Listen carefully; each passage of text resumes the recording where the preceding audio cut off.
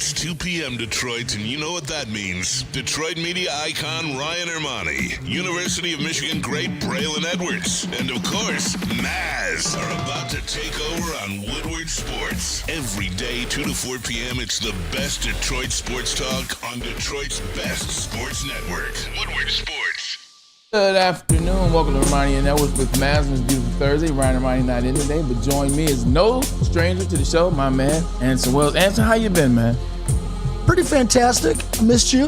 Missed you as well. It's nice Missed to be you as back well. here with you and Maz and the boys, you know. Oh, you brought his name up. Tom Mazaway, the elder statesman of the show and the sports aficionaire.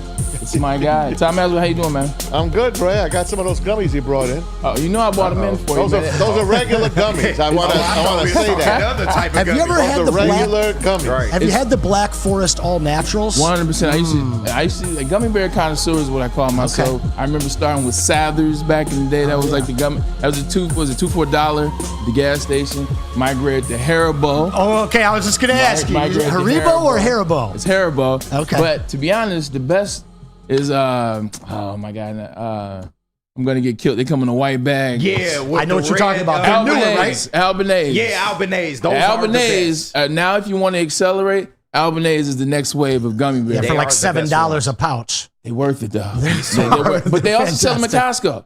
So if you go get the giant bag at Costco, you can get your bang. I don't like Haribos because they mess up your teeth, man. You ain't never like because they're strong. They put you in. Aggressive. Take gummy a second. bears. My Dots? man KG is in the building as well. KG. Oh yeah, Dots. Dots or Dots. Juju fruits? Dots. Dots. Yeah. I take Dots Pete, by over the way, Juju fruits, Pete, but neither check one. that Juju fruit will pull out a molar, man. Right. You ain't never lied about that. Maybe that's my Shut the problem. door behind you, Pete. And in the studio, Peace Fireback, how you doing? TD. I'm doing all right. I have to go shut the door. I've been Yeah, ordered go to ahead shut and the door. because they're a little loud. They've been partying the last couple of days. Yesterday I stopped almost. I heard I'm bringing Sexy back in the background. I think Justin Timberlake. A lot to talk about today. Lynn Henning will be on the show as well. Hey. Talk about the Tigers. Every time we talk to Lynn, it seems something has changed. No Lynn's Lynn not in today. there. This is Intern Alex. It's just Intern Alex. Just Intern Alex. He'll be in live today.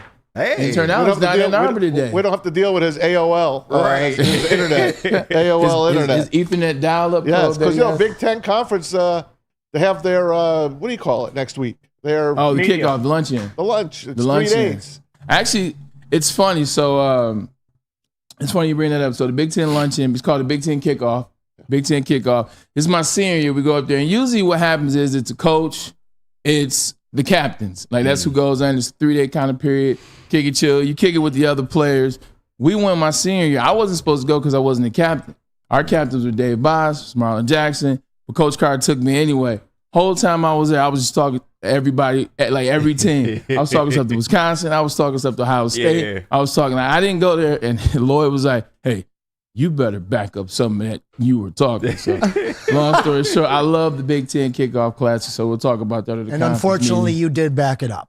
I did. I Unfortunately. did. I appreciate that. facts. Lots to talk about today, including what Caitlin Clark has done for the WNBA. We'll get to that. This weird list of You're not kidding. the greatest 100 athletes of the 21st century. So since 2000, we won't put it up yet. We're just teasing it right now. Since 2000, they're ranking the greatest 100 athletes through all ESPN. sports and all genders.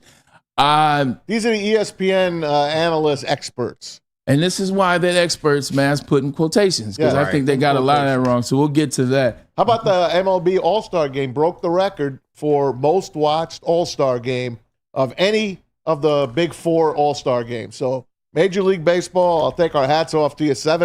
7.6 million viewers across everything there with ESPN and the streaming and all. So it is the best All-Star Game, hands down. All they're going to do now is, well, we'll see. Maybe they'll wear their own uniforms next year, even though Braylon liked those pajamas that they wore the other night. Hey, look, man, I thought they had some unique mixture of things. Now, is it my favorites of all time? Absolutely not. I just thought they were decent.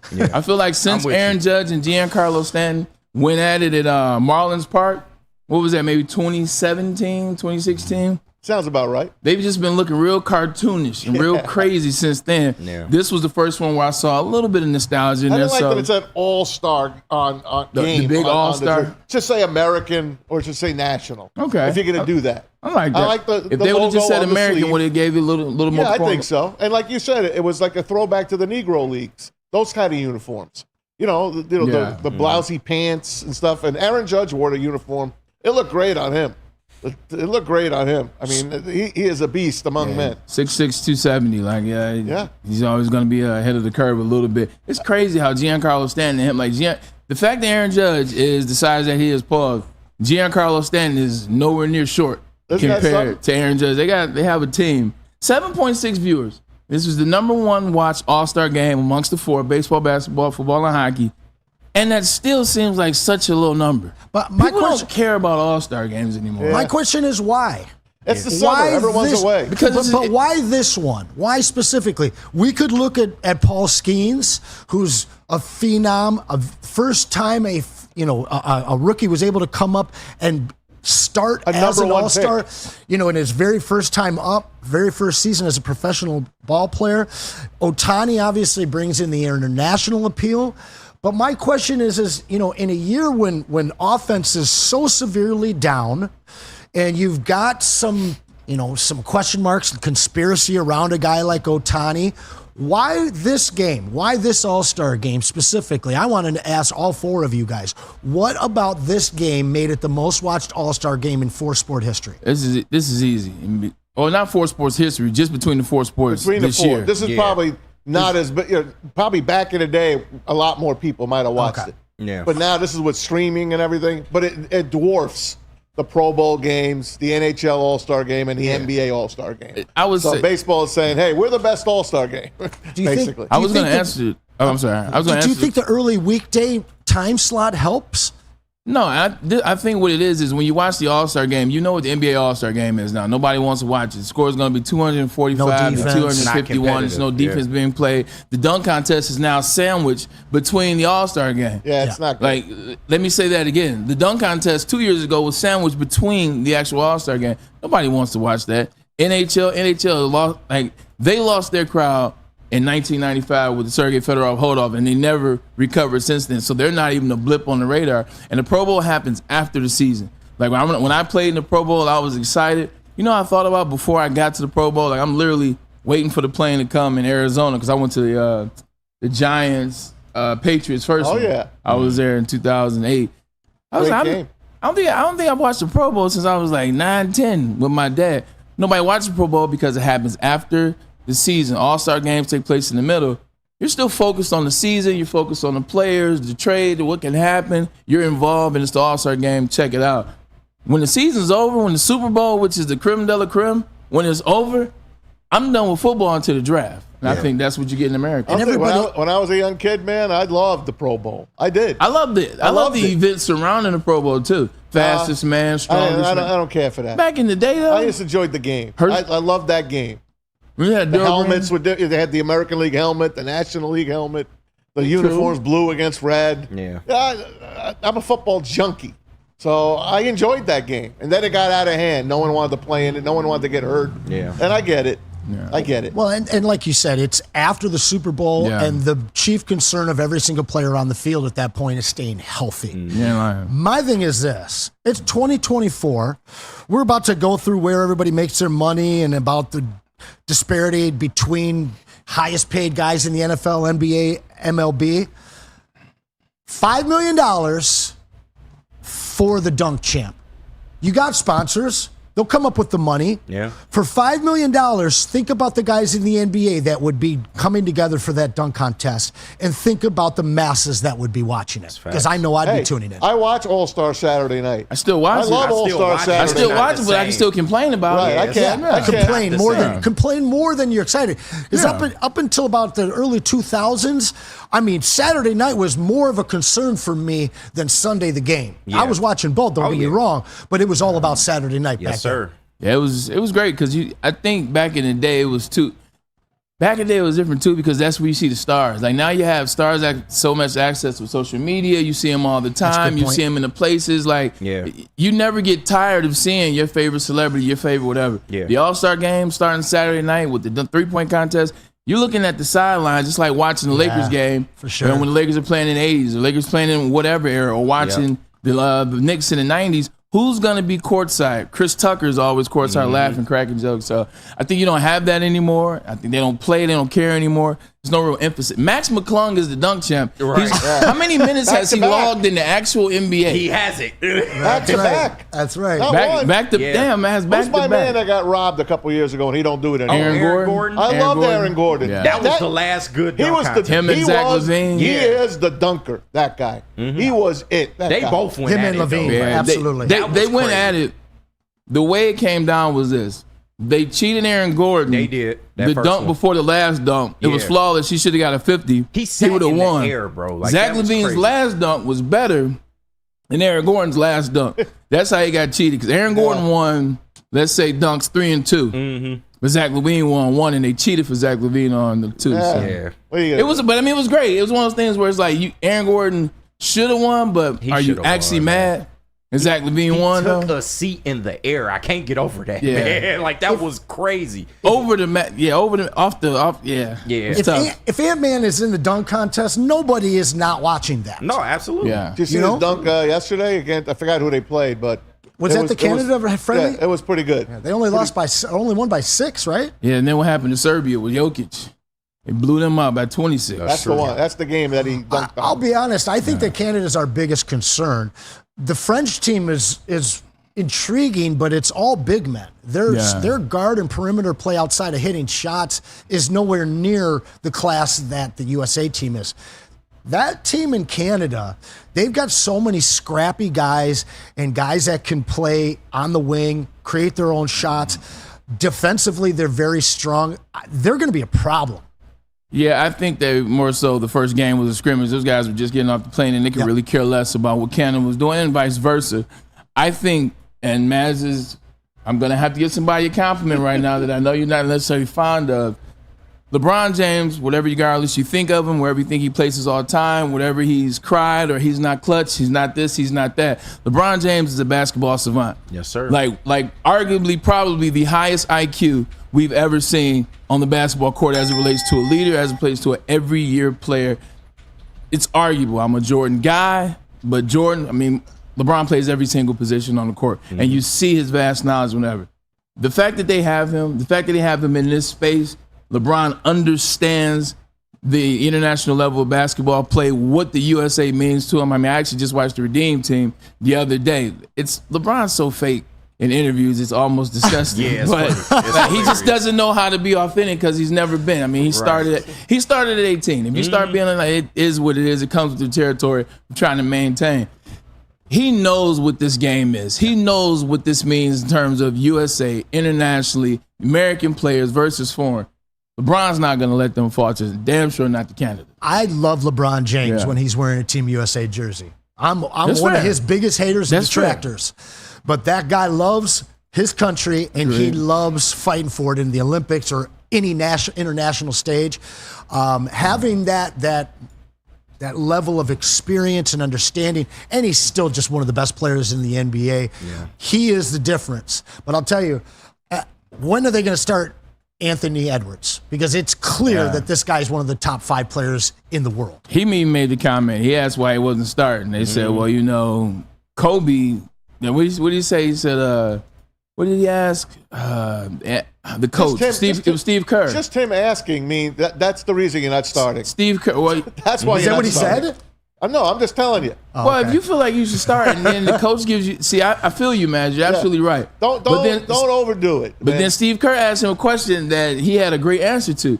He asked Steve Kerr, he said, well, something. He said, there's no Kobe's on this team or something like this. Whatever, I can't remember what it was. It'll come to me, but he'll have his turn. he will. He will, yeah, absolutely. He will. I mean, you look at Charles Barkley. Charles Barkley he led Team USA in '92. I don't think he Just like KG. Kenny says, Caitlin Clark will have her turn. Yeah. She will. Hold on, before If we you get let to her that. get there. Yeah, she'll have her turn as she's breaking every record the WNBA has ever had. Oh, okay. 100%. Well, with that, let's take it there. Let's stick with basketball because of, in part 2, Caitlin Clark and what she's done, what she's allowed basketball to do, her back and forth with Angel Reese and everything I else never that's come thought with I'd the see the day territory. where I see these numbers. The for the WNBA, WNBA. get this, ladies and gentlemen, Yeah. the WNBA gets mega $2.2 billion 11-year TV deal, more records for Caitlin Clark. Now, this is more so about the whole of the WNBA and what they are and what the product Longevity. is they're bringing. You see Asia Wilson this year having the most dominant year I've ever seen. But with all that being said, we know when it started. The love started when Caitlin Clark was a part of it. 400 points, 200 assists, in 26 games is Caitlin Clark's numbers on the year. 19 assists last night. She broke the record already.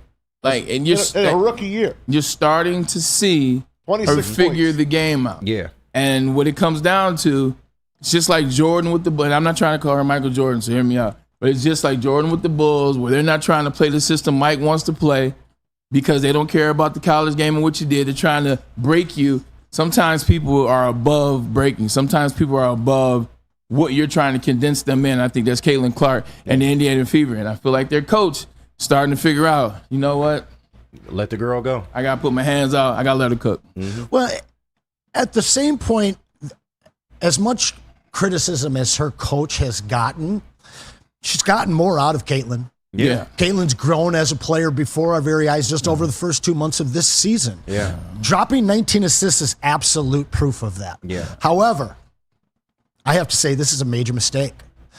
The majority of the teams in the NBA are still losing money at an egregious rate. And as intrigued by the drama of Caitlin Clark, Angel Reese, and the rest of the WNBA as I am, in 2 years, I'm not going to care. I probably will barely care next year. So unless some polarizing player comes out of college to continue this intrigue with the WNBA, I just see their attendance numbers dropping back, maybe staying above what they were last year, but I just don't see this being sustainable. And I think at the end of this 11-year deal, it will be seen as a mistake. Yeah, you can start with the basketball optics just alone. I think the game has gotten much faster. I think it's gotten much better. Yeah. It's not watchable anymore. Remember when certain players You mean who played, it is watchable now? 100%. Well, I was going to say it's not just watchable. Oh, I got you. Like when you say watchable, that's kind of bare minimum in Yeah, terms it of is, watching an yeah. event. It's actually must-see Entertaining. TV It's intriguing sometimes. now. It's very It's intriguing. It's entertaining. entertaining. It has different adjectives that you can use to describe it. So I think the game has gotten better to where you're like really intense. You're involved with the characters. I think where I can give a little pushback, I think now with social media, I think now with the start, the first actual protagonist and antagonist, Angel Reese, Caitlin Clark, now you're diving into other basketball stories. Now you're starting to be on social media, especially people that are involved and dialed They're in. recreating the 80s NBA. Then you get you get the certain basketball players in the WNBA that are certain ways in terms of their choices. Then you get basketball players in WNBA that are certain ways because of their choices. Now you see the back and forth with them. Now there's a storyline to the WNBA, not to mention they're mixing fashion.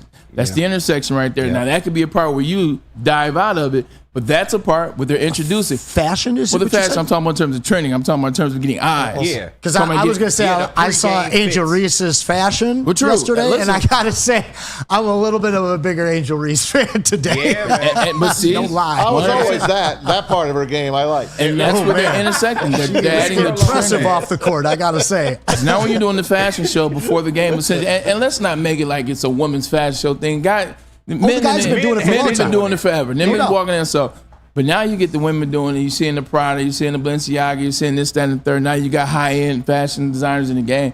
That creates more appeal to the people that are fashion want to watch the game. So I think at the end of 11 years, when you intersect everything that they're starting to add into the WNBA brand, whether you like it or not, whether it's interesting to you or not, it's interesting enough to the big brands, KG. Yeah, and I think that this is more so a long-term play. Yeah. When you look at it, like, yes, they're not going to appeal to us over 30 crowd. Like, we're kind of already setting our ways in terms of what we watch and things of that nature. Will I have more of an interest going forward? Sure, but it won't never be to the level that it should be. But you market to kids. That's what this is about. You have your young stars now, like you said, they're leaning more into storyline. Yeah. And you do that, you start to market towards children, little girls that maybe want to be the next Caitlin Clark, maybe want to be the next Angel Reese. And you start there, and next 11 years, how long this deal is? 11. You 11 can maybe see the sport growing, man. I know it's hard to believe, but the WNBA was laying this groundwork for a while, even before Caitlin Clark, eventually got in the league. Yes, she's helped catapult it, but they were laying the groundwork and starting to become more popular on the surface. And now you you do that, you market to the children. Yeah. In the next 10 years, this deal could actually pay off. KG, I'm glad you said that. You start with the children. I'm going to make this make sense. I think we're underestimating the value of young girls. Mm-hmm. We're underestimating the value Absolutely. of young girls that are watching the sport. I'll give you an example. I go to a Janae Aiko concert with my girl. What's up, Britt? Go to the concert with her maybe like 3 weeks ago. We're thinking we're going, Janae Aiko is 34, Exactly right. 35, Maz. Yeah. So I'm thinking, okay, cool, we'll go there. I said there'll be some adult couples there trying to enjoy You her were going music. because you thought Big Sean was going to be there. 100%. That's why I love Maz. Maz be knowing this stuff. Right. So I'm thinking Big Sean to come on perform. I'm thinking it'd be like an older crowd. It'd be a sexy crowd. Probably intimate. Because I'm not thinking Janae Aiko can sell out LCA, and that's exactly what happened. I didn't know the concert was at LCA. We go to LCA. That's not only the kicker. The kicker is, do you know what the average age is? As it was sold out. This is Janae Aiko. Sold out. Average age was 16 to 22-year-old girls. Wow. It swear to God, it was 8-1 in terms of men. Not good numbers because I'm 41, but 8-1. Yeah. And And it not was single. 16 to 24. They have taken a liking to Janae Aiko. They have taken a liking to their female empowerment and what they can do and making their decisions. They're doing the same thing in sport. Yes, sir. So this is Janae Aiko, who's definitely not as mainstream as the name Caitlin Clark, as the name Angel Reese, as the name Asia Wilson is.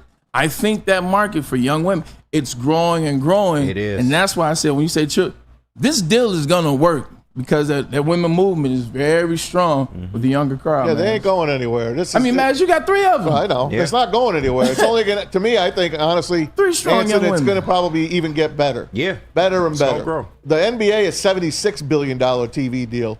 And this one was, how much was this one? What, this 2 was 2.2. This was a 2.2. 2.2. So it's a long way to go to 400 get mil a to year. the men's game. Yeah. But Yeah. their But next it's a deal, leap. It's that a next major deal will be leap. better. Even. 200 Next year, the deal is 200 with the WNBA and Yeah. it's 60 and 60 with, what is it, Peacock and NBC maybe? Yep. Amazon, I think, But might be it. But, But you know, Amazon, there we back go. in the day, the WNBA would be put down because the girls couldn't dunk. Remember? Right. Right. We were all Yeah. saying, Oh, who 100%. can I dunk? definitely remember. Who could dunk? You know, The only way no one cares the anymore. conversation was lower the rim. Right. That was but no always one the cares conversation. anymore about that. They could shoot the ball. They knock the hell out of each other. The game is much better than it used to be. Oh, yeah. Much better. Yeah, it's a much better game. And like I said, you know, even I'm telling you guys that are playing, there's Have you guys? was gonna What are you guys smoking? Have you guys watched a WNBA game? There's a couple of girls that are pretty darn good. Otherwise, it's the same I thing. wouldn't say that, man. It's There's not more than a much couple. better. There's a few girls that have raised the game a little bit. The interest is obviously huge right now, and I think KG's take is great.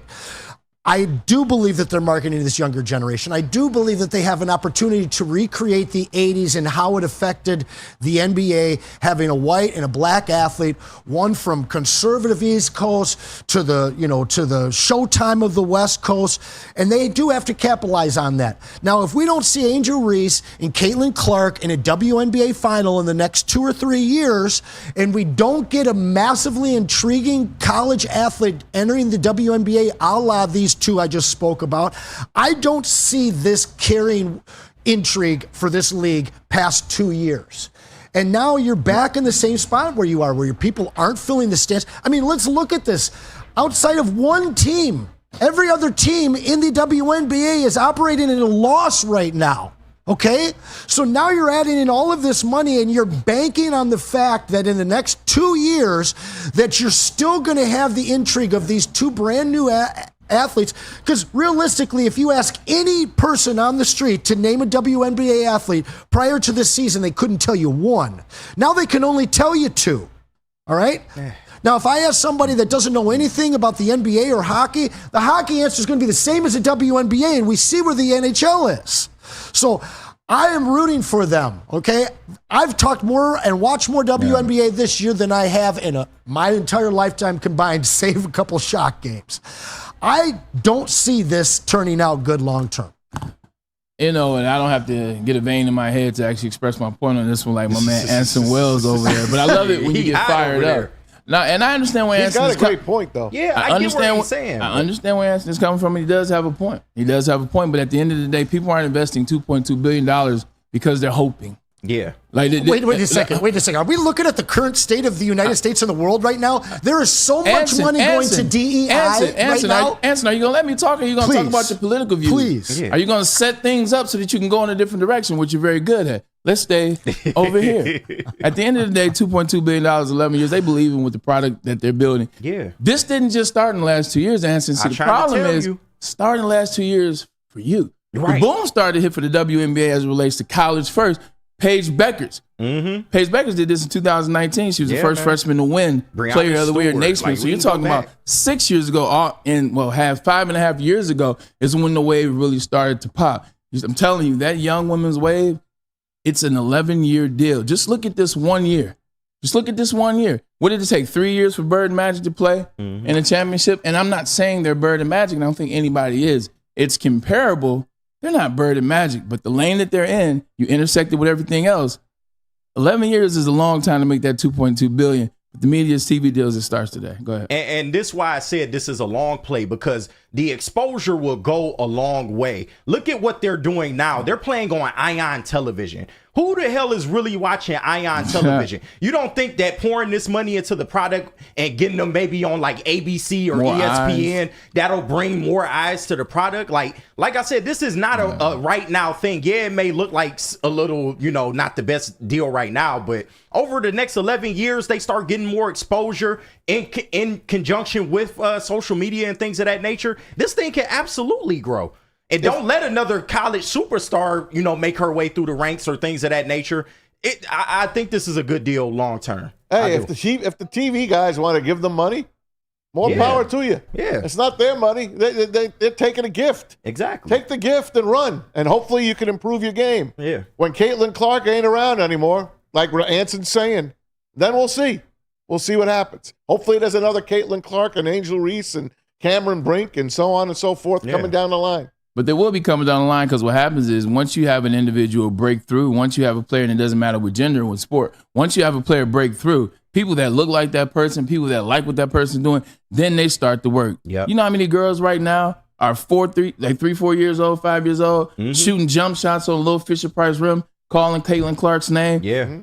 Add 10 years in that. Now they're 15. They're a sophomore we're high school. It keeps going, though, but it starts now. How many 10-year-olds are doing that? You talk about 11. 10 years from now, they'll be 20. Yep. But there ain't many Caitlin Clarks. There ain't many. Well, there weren't many Steph Curry. There's not a lot of Steph Curry. But now you got a bunch of people shooting from half court. Exactly. Yeah, but they're not Steph Curry. True, but it grew the game, though. Exactly. But it added a bunch more individuals, because they're like, changed the game. I can't be LeBron James. Like, I can't be born 6'8", 265, but you know what? I could be 6'1", exactly, 205 pounds and just practice my jump shot every day. Yeah. It takes a time, but and not everybody's going to be that, but there's plenty of really good athletes in the WNBA, going forward, man. Paige Beckers isn't even in there yet, right? She's got one more year, right? One more year, yeah. She got an extra year. Yeah, UConn will win next year. She's on the way. There's going to be an influx. You have old girl from USC. Mm-hmm. Oh, that's Juju. Yeah. She's Juju on her Watkins, way. So yep, she's on her way. It's a great conversation. It's funny. Like, I feel like the WNBA is one of these things like downtown Detroit. Like, my whole life they've been telling me the downtown Detroit is going to come back. Good. And been waiting. And you see some improvements, and then you don't. You see some more, and then you don't. But I feel like this time around, downtown Detroit is coming. It's coming for you see with the Hudson Project. You see the Hudson condos. You see what they're doing on Woodward. It's changing. I think it's very comparable, because all my life, the WNBA, this person's going to change it. Oh, it's Lisa Leslie because she can dunk. Oh, it's Tamika Catchings. Oh, it's Candace Parker. Oh, it's Maya Moore. Well, Caitlin Clark and Angel Reese are here, and it's getting 2.2. Detroit, WNBA, maybe this is the year. Yeah. We shall see in 11 years. We should definitely see. It's a great conversation, man. Very nice. Great conversation. Appreciate that. Shout out to the ladies, man. Let's pay some bills now. Let's get a message from Les Stanford. That's right. What happens when you run a great business for over 50 years? What happens, Anson? You expand and offer more products to more people. This is exactly what Les Stanford and the WNBA have done. This is true. By adding Les Stanford Buick GMC, the same great service that customers have come to know and trust. It's on Woodward Avenue, just south of 9 Mile. Check out Les Stanford in Dearborn today at lesstanford.com. Les Stanford Chevrolet. Together. Let's drive. Let's go on over to the best pet store in Michigan. You know it. It's Premier Pet Supply. Hands down, Michigan's best pet store. Family owned and operated. for over 30 years. 13 Metro Detroit locations, over 60 brands of food at the lowest prices available, curbside delivery if you need it, and nutritionists on call for any of your questions about your beloved pet. Give your pet the best, don't settle for less. It's PremierPetSupply.com. Thank you to the Detroit Lions and Sheila Hamp for the best season in Lions history. Now it's time to let Brad Holmes cook. Woodward Sports. Stop searching for a vehicle and start finding one. Les Stanford Chevrolet Cadillac makes it easy. We harness the power of multiple dealerships and own the biggest selection of GM brands in the area to get you the car you need. With the Les Stanford Group, you'll have access to 4 different dealerships, providing you with more makes, more models, and more choices. We're connected to more than 1,000 vehicles. And with so many high-quality CPO vehicles available, you'll find new car quality at pre-owned prices. You can start and end your search at lesstanford.com today. A network for the city, by the city. Woodward Sports is Detroit Sports. Any Lady Jane's haircuts for men, and claim your throne for a king's treatment from one of our talented stylists. Open 7 days a week. Walk in anytime. Just get to a Lady Jane's today and receive a precision haircut, scalp massage, hot lather neck shave, and a hot towel treatment. A haircut should not be a chore. It should be an experience. And that's exactly what Lady Jane's has to offer. Open 7 days a week. Walk-ins are always welcome. There's always a location near you. Lady Jane's haircuts for men, it's wicked awesome. The most talked about Detroit media by other Detroit media, and we love it. It's the Woodward Sports Network. Braylon Edwards here, Premier Pet Supply. Man, just looking around, who's got it better than pets?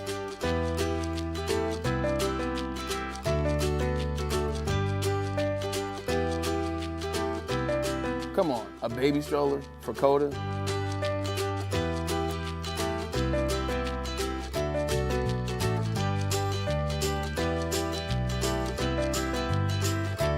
A chef for Lola, really?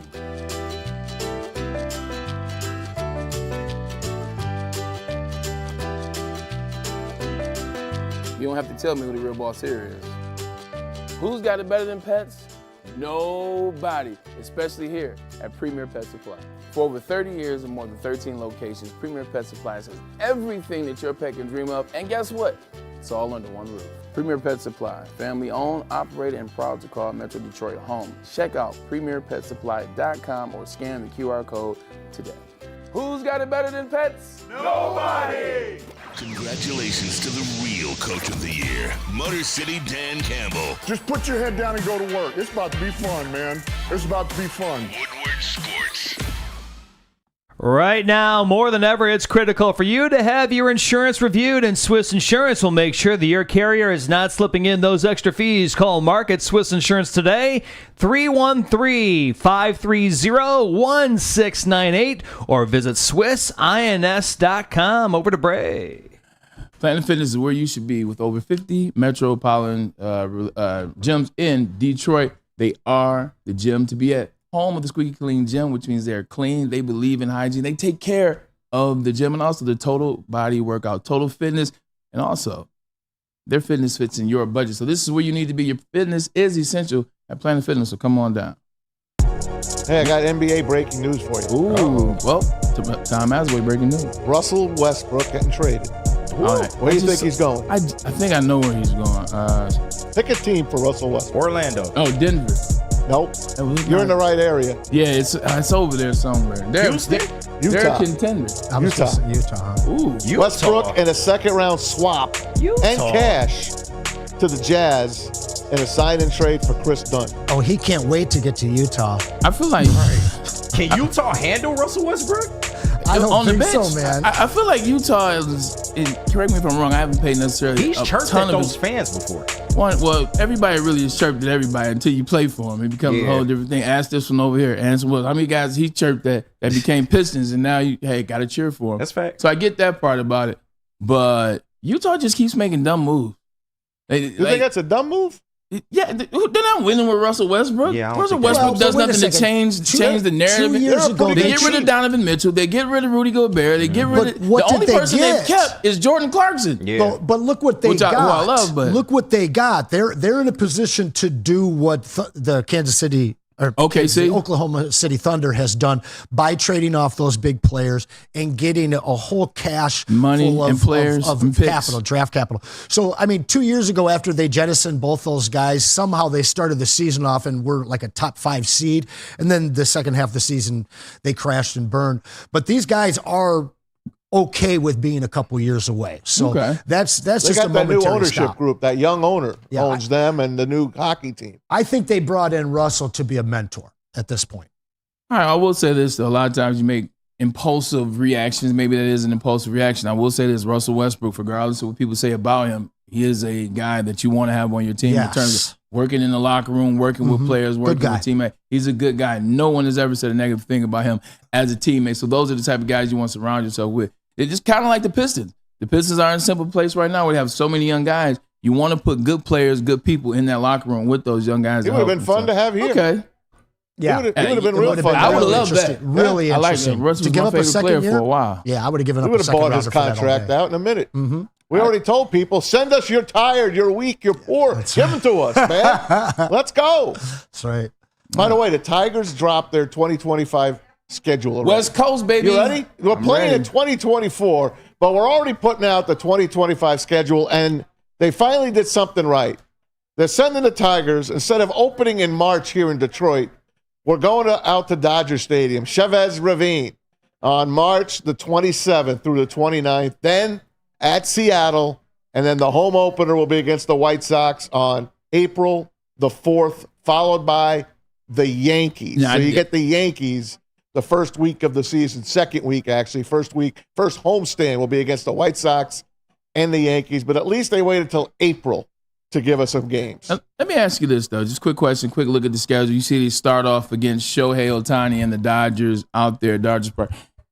With something like that, with an interest play or intrigue you, you look at where the Tigers are this year. You see what they could be doing, which we'll talk more about Tigers as well towards the end of the second hour. But you see what they're doing. They could be in a space next year to where you're once again, you think this could be the year. Would you go out to L.A. to watch the Tigers play? Scuba's on the mound, first game of the year, maybe go out there and watch them. Scuba versus insert player here. Shohei Ohtani, maybe pitching and running. Well, he's not going to be with us next year. We don't know yet. I disagree. I don't think unless you're getting a deal like they got for Juan Soto, which is the going rate right now. If you're not giving that up, then but he ain't Juan Soto either. The Orioles are the only team that I would want to deal with. Yeah. In terms of the names that come up from the Orioles organization that they can give us.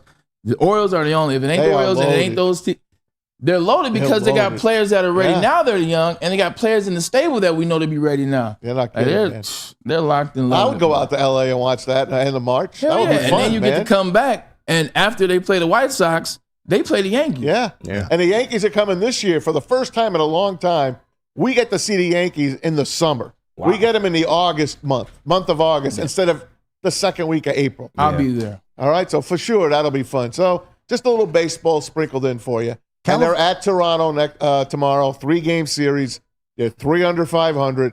Then they play the gauntlet against the AL Central. So good luck, Tigers. I love the city of Toronto, but California at the end of March for a Michigander is a no-brainer. I mean, I would go and see that game even if we were trash. But if we do this deal for Scuba, that will be an exciting team. There will be plenty of excitement in Detroit. So I would see a lot of people making that trip to go and see them next year. Yeah, now if we make the deal for Scuba, I don't know if we'll be trash. And the reason why I say that is, look, Sky Harris hasn't necessarily. I don't think so. I think we'd be in good hands. Even if we hold on to him, I think we're an intriguing team. Agreed, 100% definitely intriguing. If they let Scuba go, I'm gonna give Scott Harris the benefit of the doubt. Yeah. I think if they let him go, it's going to be for 3 players. It's going to be for the players that we need right now, and it's actually going to make us better to a certain extent because it's only. I told you we got 4 holes. Yeah, if you could fill 3 of them right away, and then bring up your guys from the minors. You got yourself your team for the future. Well, and this guy's creating a bidding war, something we never ever saw Al Avila do. Yeah. At all. Yeah, I do got to go back here. I believe as Brandon Dogs mentioned that. You were actually pretty right on that. It sounds like they're going to buy him out in Utah, and he will be signing with the Denver Nuggets. How about it?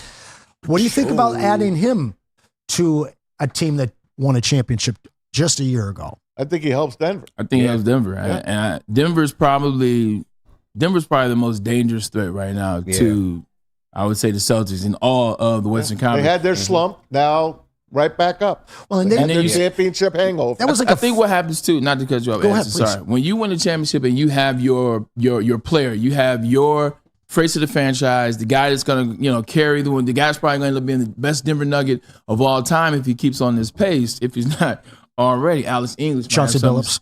Ale's English, Chauncey might have something Billups. to say something about that. But yeah, 100%. When you got your guy, and you sometimes you get a little arrogant. Sometimes you think that guy is enough. Sometimes you think him and the three. You look at Porter, you look at Jamal, and then you look at Gordon. You know what? We got these four. We can get rid of this guy, this guy, this guy. Sometimes that second year is what you learn. And that's why I think they're dangerous, because now they saw what happened, how they failed in the playoffs, why they failed in the playoffs. And oh, by the way, they still have Jokic. I think they're the most dangerous team in the West and maybe even in the NBA this year. And I think they kind of lost their edge when they lost Bruce Brown. Yes. To me, he is kind of like the Bruce Brown replacement. Now, he isn't like the defender that Bruce Brown is, but he gives them that attitude. He gives them that edge intensity that they were kind of missing this past year. their depth was exposed in the playoffs this year. 100%. Period. That's a 5-6 deep team. Yeah, you ain't lying. And that's it. Amazing Grace and Chuck. You ever see that? No. With Alex English? No, I never saw that. 80s movie. Fantastic. Who plays Chuck? A kid. Amazing Grace was Alex's English NBA name. He was like the guy. Good movie. Alex English or Jamal Wilkes and Cornbread Earl and me. English. I like it. We got some good things going on for you. I didn't mention it. We have a top 10 list today. Super excited about Good one. On the heels of NCAA 25 coming out. A lot of you guys are very excited about that. That's a huge drop, huh? It is. I mean, they've only waited 10 years. Yeah, 11 really. They finally got the 11 NIL technically. straight, right? Everyone's getting paid? Yeah, everybody. Everyone's good? Because who started that way back when? I even got paid. Yeah. You did? You did? What? You know what I'm saying? Don't put all my Okay, business all on her. right. That's cool, though. Pop your stuff, man. What player started all was of that NIL stuff over the game? Remember Ed years- O'Bannon.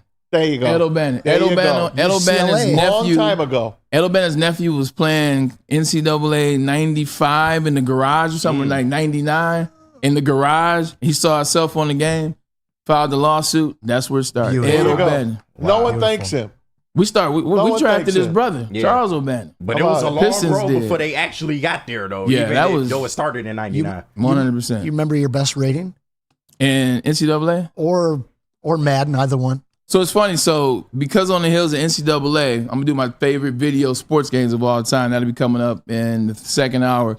Best rating on NCAA was NCAA 05. Larry Fitzgerald's on the cover. I was 97. Solid. Nice. And Solid. then in Madden, my best rating was 95. You better have been a in 90-something. 09 after the Pro Bowl year. So Madden I 09 was a good Madden, 95. too. Yeah, That was the one with Vince Young on the cover, I believe. I can't remember. It was Vince Young or Brett Oh, Favre, it one was of those. it was Larry Fitzgerald. Oh, yeah, Larry and Troy. Yep, Larry and Troy. Yep. KG, what would your highest attribute ranking be if you were in the game? Oh, good question. That's a good question. Good question. My awareness ain't the best. 68, Right. 68, It ain't family the best, show. man. I don't know. I guess I would say maybe strength. I feel like There you I'm a go. little strong, you know. All right. What about you, Pete? No. I got a good one for Kenny G. All right. His reliability would be 100. Hey, His there you go. reliability would There be you go. 100, man. Good one. I don't get Pete. injured, man. I'm in the Good game call. all the What time. about you, Okay. Mads? What would your number one attribute be? Highest ranked? Agility. Brains. What's that? Brains. Brains, awareness. Awareness. That's what Okay. jacked the overall up. I think I'd be somewhere between awareness and endurance, not speed. Well, I could see you endurance. my number one was spectacular catch, and I was actually the first one to ever have 100 on it. Really? Go look it up. Really? 100 spectacular catch, 09, man. Oh, that's sweet. You were the first one? 100, That's first sweet. one. Yeah. I'd say, are you sure? But I know that you are. And that one I'm definitely sure, and I can pull that up. But That's sticking nuts. with the NFL, staying with the NFL, Broderick Martin, guy we're intrigued about last year, drafted with last year drafted in the third round. A lot of people trying to figure out why that pick was made. Seems like Brad Holmes may know once again what he's doing. Here's a little bit about changing his body around, man. Broderick Martin going to work.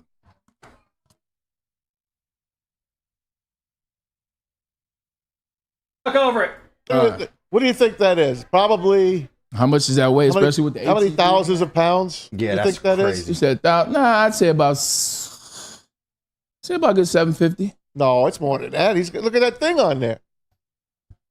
Yes, ATV on there. That's a lot. Man. ATV is about how much? The That's a trailer 400 itself is heavy as hell, let alone the ATV. That's about 2,000. But That's at least a couple thousand. But the pounds. trailer is hollow. And it's on Like, wheels. It's a frame with wood and But he's on flatboard. grass. Y'all get out there and try Put to it this pull that way. damn trailer. First of all, I had to do things like this. I'm telling you how much that thing no, weighs. you Oh, probably. yeah. I want to see Anson go out. No, I'll be honest with you. Listen, we own Let's just call it a ton. Let's call it, we'll say a ton. but we 1,000 own pounds. an auto museum and we have Yeah. a bunch of these. And I help with Bullfield Bounce House. I've moved stuff like that. Maybe not on grass. Yeah. That's not as impressive as it looks, but I've seen a lot on Broderick this offseason. And he looks impressive in general. His mind and his effort are clearly in the right place right now. And if that's a ton, that's the size of a car, right? And that's what I'm saying. That's why I was like, it's probably about 600, somewhere between 600 and 700. At the end of the day, it doesn't matter how It's much it is. impressive to It's me. very impressive, and he's putting in work. Yeah. But it goes to show that Brad Holmes knows what he's doing yet. Once it seems, we got to see what happens on the football field as we do with some other players at his position, at his specific position. DJ Reader, want to see what that's about. Broderick Martin. But he's working. He wasn't a first-year player. Brad Holmes didn't draft him with the intention to play him last year. Sometimes when you're building a roster the right way, well, most times you got to draft projects for the future. And it seems like this is one of those projects, Tom Mazaway. Hey, if you want to Brad play Holmes. on this team, Braylon, you better put that work in. because 100%. There's no one on this team that's going to get outworked. These guys are all on the same page. They all are looking at each other. And yesterday there was like a rumor out there that Aiden Hutchinson was injured. Did Yeah, you I guys heard catch about that? that, I didn't yeah. see anything Reddit was solid. going crazy. But I read it. It was going crazy. I had to talk like 3 friends of mine off the roof. I'm saying I didn't see anything. I'm looking. I don't see anything from the beat writers. But hopefully Aiden Hutchinson is okay. The only thing we have to worry about is Brian Branch coming back. Hopefully he's going to be ready for camp, which starts next week. Yeah. If not, Dan Campbell said he'll be ready for the season. Not a problem there. So that's the only really thing that you got for Lion fans to worry about right now is Brian Branch. I take Dan Campbell at his word. If he says Brian Branch will be back, I believe he'll be back. Brian Branch is one of those staples guys that work hard. Maz, do you remember what's funny? Remember when they drafted Aiden Hutchinson and then his offseason? So this is, what did they go, 3-13-1? They drafted him and went 3-13. And no. that was They the went 9-8. So when they drafted Amon-Ra St. Brown, that's what it was. Mm-hmm. And I saw them in the offseason, and I commented to you. I said, if you see them in the offseason lines, and this is after 3-13-1, it was Amon-Ra St. Brown's year. They go 3-13-1. Those jokers was already working out early February, posting on social media. Then you start seeing them working out together. In the offseason, usually, especially if you have a losing year, guys don't want to work out together. Some guys are in California, some guys are in Florida, some guys stay here, some guys go where they're from, etc. Yeah. Those guys were working out together. Those guys were posting videos. Those guys were the first persons commenting on their teammates' posts. Then you draft Aiden Hutchinson, a workout warrior. He keeps it going with Amon-Ra St. Brown. These guys work hard. That is part of the identity on this team, like you say, man. You gotta to play for the Lions. You got to earn it. You gotta earn it. You gotta put that work in, because why am I not working if I see Anson working? How is Anson not working if he sees KG working, and so on and so on? So they're definitely not going to get outworked. It's like playing Iowa. Mm-hmm. Iowa may not beat you, but you ain't going to outwork Iowa. No, that's facts. Yeah. And when I look at this team, you look at how much these guys have developed people based on this culture that they set out to create from day one. So guys are bought in, and you have to give them more tribute than just creating this culture, because in that offseason, even though they had these guys that fell into that culture bubble that they wanted to create, they never lost them after going 3-13-1. To your point, these guys have been completely invested since they've been drafted to Allen Park. And there hasn't been anybody that's strayed from that. The few guys that have, they're gone. And then within 6 months, we see them charged or something happening wild with them. This regime is so focused and so understanding of the people that they have and the people that they're going to bring in here, that it not only has created this culture, but it has absolutely created the investment in every mind of every single Detroit Lion. Man, it's going to be, I cannot wait for the season to start. Yeah. And my kid right now is Lily's in Chicago at Forest Lake. Shout out. Shout out to Lily. I'm coming to see you this weekend, honey. Working for the Bears, and the Bear fans start to pour in on Monday. Lions don't even start their camp till next week, and then every date for their practice sessions is sold out. There's not a ticket available to see the Lions. Now, my kid says the Bears facility is humongous. That's what the Lions are missing here, and that's what they're going to do. Any year now, they will move out of Allen Park and find that kind of place, because this is the new years. These are new years for these Lions.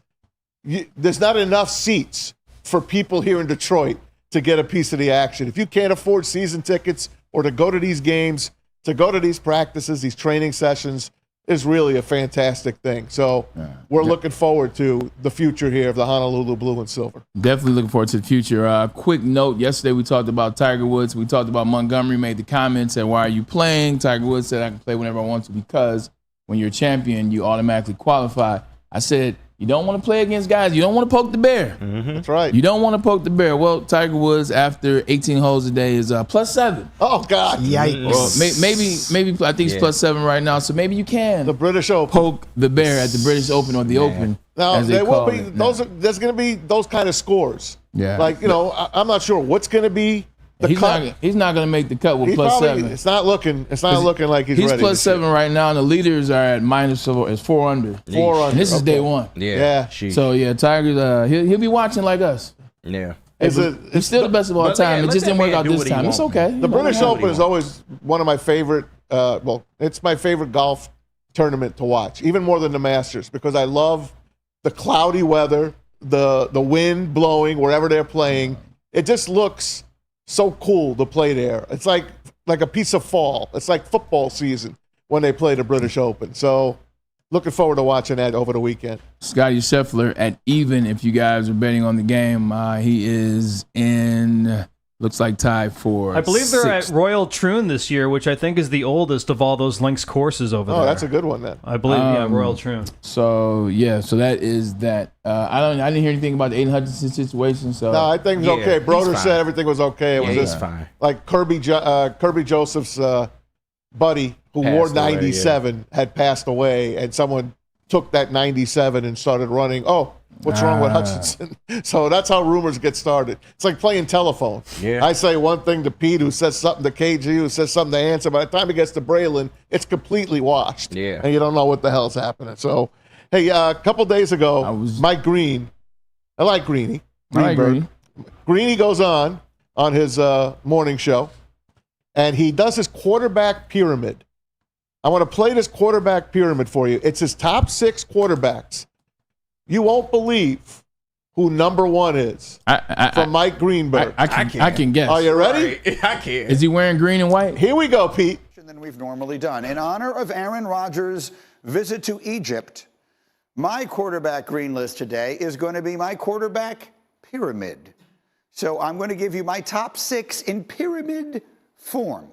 So let's start with the lowest level of the pyramid, which again constitutes the 4th, 5th, and 6th best quarterbacks in the NFL. They are Lamar Jackson, C.J. Stroud, and Jordan Love. That's the lowest layer. That's the foundation layer of the pyramid. We move up 1 slot on the pyramid here. We got Patrick Mahomes, and we got Josh Allen. Now, you may say to yourself, how in the world is it that Patrick Mahomes is not number 1? Well, the reason is we have to give credit to the man who built the pyramid. I'm not talking about King Tut.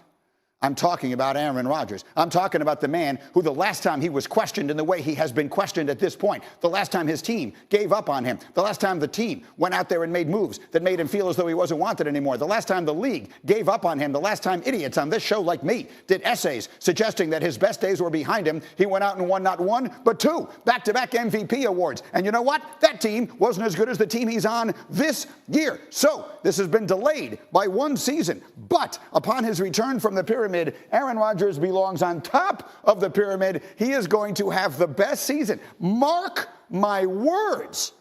He is going to have the best season of any quarterback in the NFL this year and put the top brick, is it a brick? What are they made of? Stone? The top stone on the pyramid when it matters the most. So this is what we'll start with. Yesterday, Ryan Ermanni sat in that very seat, and we were talking about Skip Bayless leaving Fox. He's done with Undisputed probably after the season. And Ryan made a very good point. The people that skip bothers, it shouldn't, because it's an act. Mm-hmm. It's a script. It's entertainment. It's TV entertainment. Tabloid journalism. Tabloid journalism. A lot of things that they say, probably 67 to 68%. They don't even believe. That's right. So don't let this get you riled up by Mike Green, who we know is a what type of fan? He is a New York Jets fan. Yep. He is from the city of New York. I know this personally. He's one of the biggest Jets fans. Shout out to Green. And he also loves Aaron Rodgers. So this is a nothing burger. Like at its highest level, it's a nothing burger. Because I saw you getting ready to rip this comment apart, but I still want to hear it. I love Aaron Rodgers now. I don't know how that happened. What does that have to do with this pyramid? Are you agreeing with it? No, as much as I like him and he does have a championship and a Hall of Fame career, you cannot put him over a guy that's won 3 championships in 6 or 7 years. He's saying he's going to have the best season of all of them. I get that. He's not putting him over as an all-time great, although he is. An all-time great. But he is saying this year, Aaron Rodgers will be the number 1 quarterback in his pyramid. Okay. That's all. That's what he's saying. I have 2 things I'll address, and I'll let you guys comment on. Thing 1, if we're going to, let's take it serious for fun. Let's take him at his word for fun. Let's say he does actually believe this. You can't have Aaron Rodgers number 1 because Aaron Rodgers wasn't in the top 5 his last year playing. Thank you. His last year playing, Kirby Joseph knows that all too well. Now, hold on, Bray. Hold on. He wasn't, but he didn't have a very good team. Okay. Like this Jet team he's on. Okay, man, hear me out. Okay. I'm going to hear you out. Here we are. Here we go. Jordan Love got Aaron Rodgers, his last season, which was 2 years ago, did not have his best season. In fact, it was probably his worst season. Yes. Maybe ever. Hands down. Second worst. Ask Kobe Joseph about it again. Even with that being said, since then, you know what he's done? He's turned 40. And sit for a whole year. And he's torn his Achilles. And sit for a whole year. So he's a 40-year-old quarterback coming into a season with a new team. Because they have 2 new wideouts. Hopefully they get Devontae to give him some sense of comfortability. But as of right now, it is a new team. He never played a game with that team. And now you add Mike Williams, who's injury prone and needs makeshift offensive linemen. You believe in him enough to put him number 1, to even put him in this pyramid? That's 1. Thing 2, how the hell is Josh Allen 3? Yeah. What is the obsession with Josh Allen? What is the obsession with? I understand the obsession with Bills Mafia. Hell, I'm obsessed with Bills Mafia, the fan base, and what they are, how crazy and lunatical they are. Mm-hmm. But Josh Allen, when is it going to take you guys to realize Josh Allen is not a 2? He is not a 3. He is not a 4. Yeah. He has worked his way into a situation where, is he a 5? Maybe. Those are my 2 takeaways looking at the pyramid. When I look at it, I just ask the people that are drafting in fantasy, where are you taking Aaron Rodgers? And I know they're not taking him in the first 5, 6, probably first 9 rounds. You get him in the 10th round, you got yourself a steal. Probably, but you can also take Kyler Murray right there, who could every bit have a better season or the same season as Aaron Rodgers. Josh Allen, it's going to take a bit for people to realize the fall that you and I believe that he's in the midst of. My biggest issue here is Jordan Love. The guy has a half season of great football. Yeah. Now, a year ago, when he was ready to take over, the questions, and he's not a high-level NFL quarterback, was ringing throughout the pundits of the NFL. And now after 7, 8 games, everybody wants to crown this guy as one of the top players in the NFL, or quarterbacks. I don't see that. Let me ask you this, and we were talking about this yesterday a little bit, talking about Jordan Love. What was he? Would you rather take Jordan Love or would you take C.J. Stroud? Ryan asked a great question yesterday, had us all stuck. Some people said Jordan, some people said C.J. Stroud. But when putting him in this place, you're talking about Jordan Love here, are you placing him in this place because it's not just Jordan Love, it's also Matt LaFleur's. It's Jordan Love and Matt LaFleur's, and what they have as a whole is why he's getting this love, which, pun intended, but which is why he's in this space, because you got him with one of those guys around the NFL. Like we crown everybody a genius. Everybody gets the Ben Johnson genius. This guy's a genius. When it first started, you're talking about Kyle Shanahan, Sean McVay, you're talking about Matt LaFleur's. These were the 3. Is that a reason why you can see him being on there and being confident, be comfortable with that? I mean, sure. I mean, especially when you look at the track record of Favre handing, passing the baton on to Rodgers, and then the same thing happening for Love. I'm sorry? Begrudgingly. Right. Yeah, very begrudgingly. For both of them. For both Yeah. of them. It'd be interesting to see how Love ends up leaving Green Bay one day. I think that he's a top 10 quarterback. I think that he probably should have a top 6 or 7 finish in fantasy. And his team probably will win 9-10 games. So he's right there on the border. But there's people, calling for Jared Goff to have an MVP type season. For me, it's just a little too early to crown a guy that has a half season worth of success. Yeah. But I mean, I can see it, and I can see Aaron Rodgers having a top 4 finish as well. But I think people every year, same thing happened to Brady. He's fallen off. He's not the best. They're not going to win. They did the same thing to Kansas City the last 2 seasons. They're going to do it to Pat Mahomes at the start of every season. They're going to try and say this guy's better, but at the end of this guy's career, I would say that probably 12 of the 15 seasons that we start with Pat, he's the best guy. Listen, man, can I get a word? Please, in? I'm so sorry. Defend your guy. You know how I feel about Aaron Rodgers. Right, He's one of my defend your faves.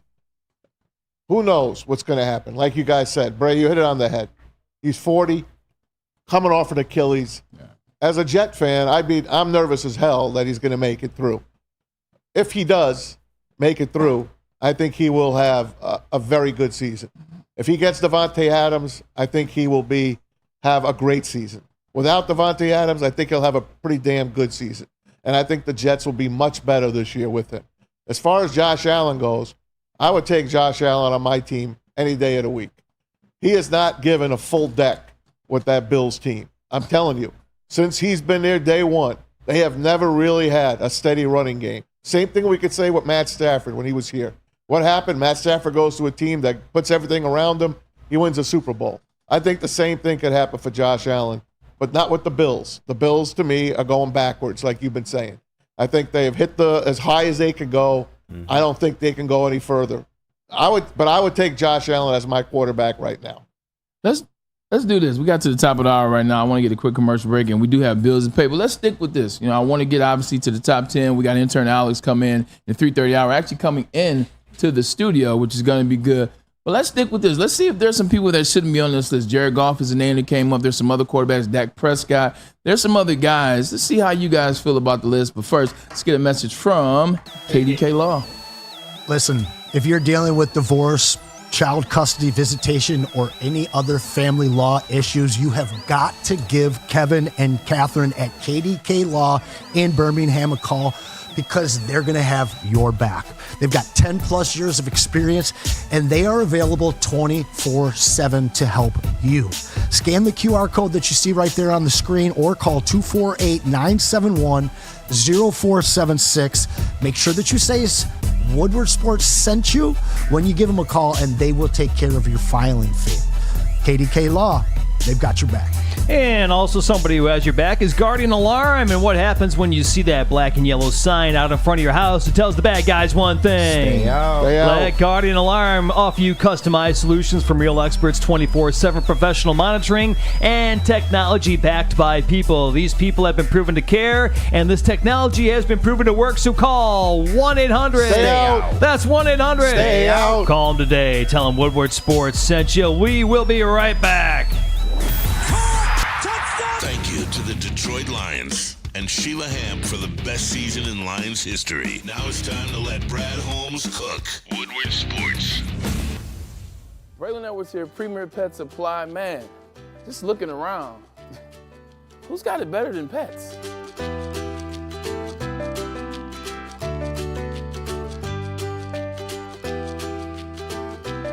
Come on, a baby stroller for Coda?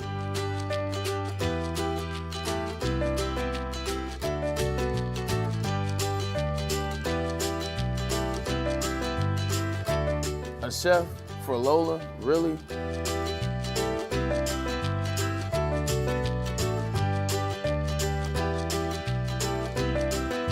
don't have to tell me who the real boss here is. Who's got it better than pets? Nobody, especially here at Premier Pet Supply. For over 30 years and more than 13 locations, Premier Pet Supply has everything that your pet can dream of. And guess what? It's all under one roof. Premier Pet Supply, family owned, operated, and proud to call Metro Detroit home. Check out premierpetsupply.com or scan the QR code today. Who's got it better than pets? Nobody! A network for the city, by the city. Woodward Sports is Detroit Sports. Yo, let me just say, I love Planet Fitness. Trying out Planet Fitness and dang, they got lots of equipment. Not me getting a Planet Fitness membership just for the 24-hour perk. Listen, the PF Black Card is worth every penny for this hydro massage. I'm a new man. Did y'all know that the PF app has workouts you can do at home? Cheapest therapy I can find is Planet Fitness. All the benefits, all for less. Planet Fitness, big fitness energy for all. The most talked about Detroit media by other Detroit media. And we love it. It's the Woodward Sports Network. To any Lady Jane's haircuts for men and claim your throne for a king's treatment from one of our talented stylists. Open 7 days a week. Walk in anytime. Just get to a Lady Jane's today and receive a precision haircut, scalp massage, hot lather neck shave, and a hot towel treatment. A haircut should not be a chore. It should be an experience. And that's exactly what Lady Jane's has to offer. Open 7 days a week. Walk-ins are always welcome. There's always a location near you. Lady Jane's haircuts for men. It's wicked awesome. A ton of fun, a ton of sports, and a ton of man meat. Welcome to the Woodward Heavyweights, live daily 5 to 7 p.m. on Woodward Sports. Oh, what are we doing here? I said Mark White. Oh, I'm sorry, I didn't hear you. Mark White, you're my guy. You know that. They're dreaming of a new home or feeling a financial pinch? Well, Mark White and Associates, your trusted real estate experts, are here to help. Mark White and his team will pay up to $5,000 of your closing costs. That's right, I said $5,000, guys. Call Mark White and Associates today, 248-290-8242. Make sure you visit them online at markwhitesells.com. You know it. Again, call Mark White, 248-290-8242 to make your dreams come true. And you know what awesome is? It's when a guy can be a guy and get an awesome haircut. That's Lady Jane's haircut for men. Stop in, sit back, and relax, and let one of our Lady Jane's talented stylists make you look and feel great. Walk in anytime, 7 days a week. You can even come on down to Birmingham and check us out here at the Woodward Sports Studios. Again, 7 days a week, walk in anytime, because it's Lady Jane's. It's wicked awesome. Now, we got Dante151 sending us yet another super chat. I'm going to read it for you guys here. The last time Rodgers won a Super Bowl was 14 years ago in 2010, Mavs. Oh, yeah. So now MVPs matter now for Rodgers being elite? Come on now. Jets' offensive line is still questionable. What do you have to say about that? Offensive line in New York. Some offensive line. What I say about, well, in terms of Aaron Rodgers, you said, I understand when you go way back to when he won the Super Bowl. Let's not forget that he won back-to-back MVPs 3 years ago. That's right. Right? Let's not forget that. So if we're gonna go way back into that bag, let's not skip over those two MVPs on the way That to that Super Bowl. In his late 30s. It's just the real truth. Yeah. MVPs in your late 30s and once again, though, to Maz's point, when were those MVPs won? They were won on the heels of people saying he was done. Finished. Mm-hmm. So to Maz's point, Aaron Rodgers is one of those guys that he's out to prove you wrong. Yeah, never count him out. I'm not saying he's ahead of Mahomes. Mahomes, to me, he's a unicorn. He's like floating. He's floating in heaven. That's how good a quarterback Pat Mahomes is. I don't think he'll ever be beaten. He's a freak. Yeah. He's an absolute freak. But that takes us to Braylon's top 10. It's Thursday, baby. I'm very excited about this. He put a lot into this one. I'm very excited about this. And I want to have some fun. I want to mix it up. I feel like everything we do is always related to something that's going on, particularly in a frame of sports. Well, this one is more so on the abstract side of things, the abstract side of things. NCAA 25 has come out. Yes, I know a lot of you guys are out there playing. A lot of you girls out there playing it as well. You're dialing in. I don't personally have enough time to subscribe to all the madness and the mayhem that is 25, but it got me to thinking about my favorite sports games of all time. Pete, did you get a graphic on that? I did not. You did not get a graphic. Well, the guys in the back did a great job with the wall, if you see the back wall, and you can see some of my favorites here put together. But I read them out to you, and I'll slow down in between here and there, and you tell me what you remember about. Are they all up there, Bray? Yeah, No. Okay. But I got the list though. All right. Here we go, Bray. I got something for you. Look at that. The guys in the back never fail me. I got it. There we go. Top sports video games of all time. And this is not in any particular order, but what I thought the doctor called for. Ken Griffey Jr. baseball, that was my game. 94, it was the first game to introduce the home run derby. It was amazing. Love playing it. Cream corn, a can of corn with some of those made-up players on that list, but Ken Griffey Jr. baseball was that Super deal. Nintendo, He was right? my player at that time. Still my favorite baseball player. Super of all time. Nintendo, right? Huh? Super Nintendo, Super right? NES. Yeah, man. You know about I had it. it, boy. Tap in, boy. Yes, sir. I got you. Tap in on that one. Mike Tyson Punch Out, Maz, that's for Classic. you. Little Nintendo 87 on that. Here's an interesting fact with Mike Tyson Punch Out. Mike Tyson Punch Out came out in 87 on the heels of Punch Out that came out in 85 and 86. But when they did the Mike Tyson Punch Out, when they were going to do the new one, they had legitimately finished video doing all the schematics for the game. The game was about to come out in 90, and then went to jail. Desiree Washington was her name. Went to jail, so they took him off of it and went back to Punch Out in 1990. But Mike Tyson Punch Out 87. Man. Tiger Woods golf when he came out in 04. It took over. That was all the rage. Yeah. Who the heck is gonna play golf on video games when you got Madden and you got 2K and Live? Well, All of us. Tiger Woods had all were all of the playing that Tiger game. shot. Yeah, that was Big time Tiger shot. That was. Did you guys play a little bit of Tiger in there? Oh yeah, You played some Tiger. PS2. Come on now, stop Pete, playing. did you play on the consoles at all? Like you down? I have 15 working consoles at home right now. That's buddy Atari boy. Pete over there. No, I know he was Atari and I know he's Pinball Pete, but man, you got. Yeah, I buy 15 them broken. working? I buy them broken, refurbish them, and then resell them on eBay. Oh, look at say this that. guy. So yeah, I keep keep one for myself and then one to the public. One for me, one for you. I might have to dial into a PlayStation 1. I might be able to get you one, I my have to friend. dial into a PlayStation 1. I wonder why you love Recap Madden 06. PlayStation 1. He Oh, only yeah. has 1-star ratings, though. That's the problem. 1 star. Not 1 star, man. Like Pete, you what's said, your- not 1 this star. guy is Pete, what's your highest attribute? Man, it's not 1 star. What's my highest attribute? Being Mail. reliable, baby. He What can is it? mail I'm a things. I'm a reliable, trustworthy salesman. It is. If I buy something from you, Pete, and it tends to conk out, like, can I take it back to you? You Sure. get it back, fix it, give me back I'll give you together? your money back, man. Okay. I'll take care of you. You want a PS1? PS1 and a Super Nintendo, man. We're gonna work And on an that. S? Oh, I can get you the SNES probably next week. Say less. I wanted that one more anyway. Done. Yeah. Okay, hey. Done. Hey, Bray, think before you buy it. Hey, look, man. My mom always told me support your people. So you know what I'm saying? I gotta support my people. I got you, my And then friend. give him a good recommendation going down the I have line. another idea for you. What do you Instead of doing that, when you go out to your car and you're driving down Woodward, just throw some money out the window. Man, it's not just throw money out the window. Like, Maz and Pete, we got to get you guys a TV show. They is a married couple. I swear. We got to get Maz Yeah. and Pete to get a podcast. Yes. Do the podcast just about horse racing and everything else. Yeah, just Seinfeld episodes, horse racing. Just arguing the whole time. I love that. That would be All right. fantastic. Tecmo Bowl, baby. FIFA jumped on there. Oh, that's right, FIFA was an FIFA, amazing sorry. game, man. Yes. FIFA 17, Still 18 play it was today. what? Heck, Yeah. it's FIFA 16 and FIFA 17 after Oh, it came yeah. after Rio and the Olympics. Man, come on, man, stop playing. Tecmo Bowl, man. Stop. There you go. There it is. That's all you need is Tecmo Bowl. I think the last time I played a video game was 1991. And it Okay, was that's Tecmo Super Bowl. Bowl. That's Super Yeah, Tecmo Bowl. Super Yeah. Tecmo Bowl. Super That was Tecmo it, Super man. Tecmo Bowl. What Man. a game. LT, Right. Jerry Rice. Come on, man. Yeah, like Barry and Bo. Barry and baby. Bo. The Yeah. best- Bo was a Marcus cheat code. Allen. Oh, the man. best Allen. teams. I think the best teams on there were the Giants and the 49ers. Oh, yeah. Roger Craig and Ronnie Lott. But we know who the best player on there. And the Raiders. Oh, yeah. Come on now. I don't know. Oh, right. The Raiders Wasn't too, it but- I Bo think Jackson? Bo It was a was little Bo, better man. than Barry in that Bo game, was right? a cheat 100%. code. Okay. Bo was a Bo- cheat code, man. yeah. He was. Jerry Bo Rice's left. was, too. Bo Wright. Roger Craig was cold in that game. Yeah, he was. And Roger 49ers Craig was were a monster in tough. that game.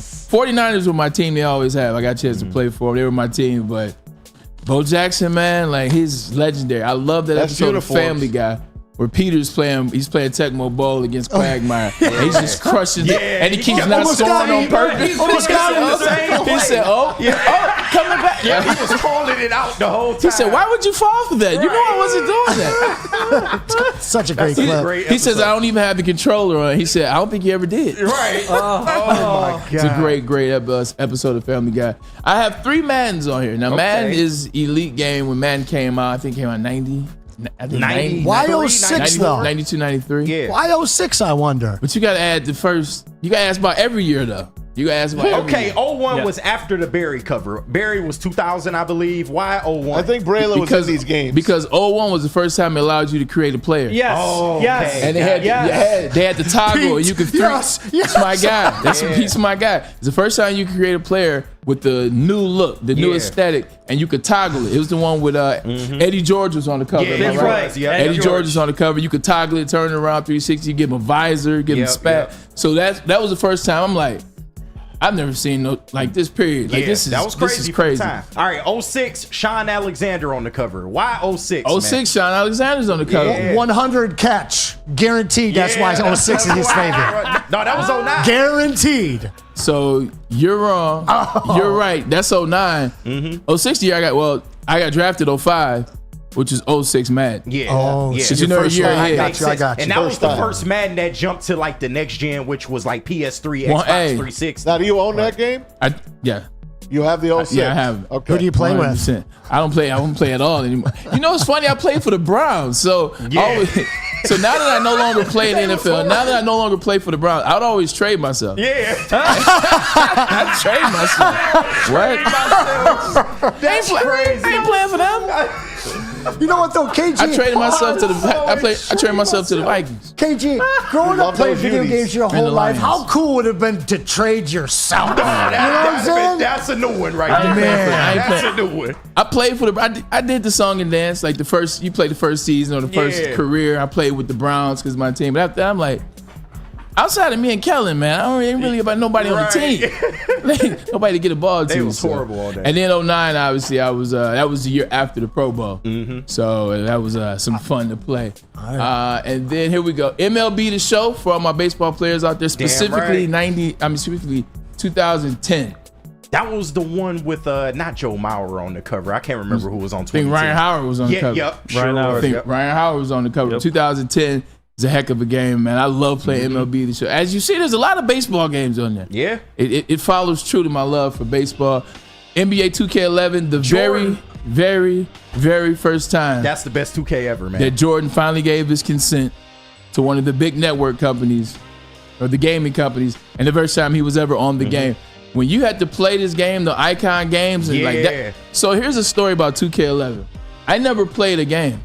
I never actually played a home, away. I never played a season. Just the Jordan mode? The Jordan mode. Yeah, the Jordan mode. The Jordan challenges. Crazy. Yep. That's all I ever did, the Jordan challenges. So Mavs, what they did was they had about 10 of Jordan's iconic performances. Yes. So let's say the game he had 63 against Bird in the Garden. You would have to do exactly what Jordan did in that game. So you have to score 63. Your field goal percentage will have to be the same field goal percentage.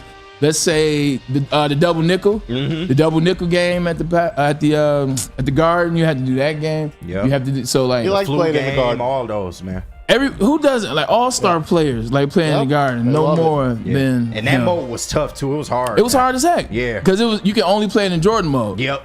Now they didn't let you play it in the other mode. And feel free to comment in the chat. That's why we kind of did this. Want you to Is talk there a about LeBron mode your in favorite the newer game. games? 2014. 2014, LeBron had his own mode. Oh, there's a LeBron and they mode? predicted the Warriors' rise in that mode too. Yeah, oh, that's right. Because they used to see him a lot in the back. Yep. Like you see him in the cinematic mode. Yep. Cinematic The mode. LeBron mode, he sits out a few games? No. That would be Kawhi mode. Oh, Kawhi. That would Got be it. Kawhi mode. All right. NCAA football 99 and 05. Yes. Why 99, you ask? Well, because they're always ahead of you, correct? So in 97, that would have been 98. Who won the Heisman Trophy? Charles Woodson. Hey. And he was on the cover, NCAA 99. So Yes, see sir. what? 05 was my last year. We already talked about that. Larry Fitzgerald. NBA Jam.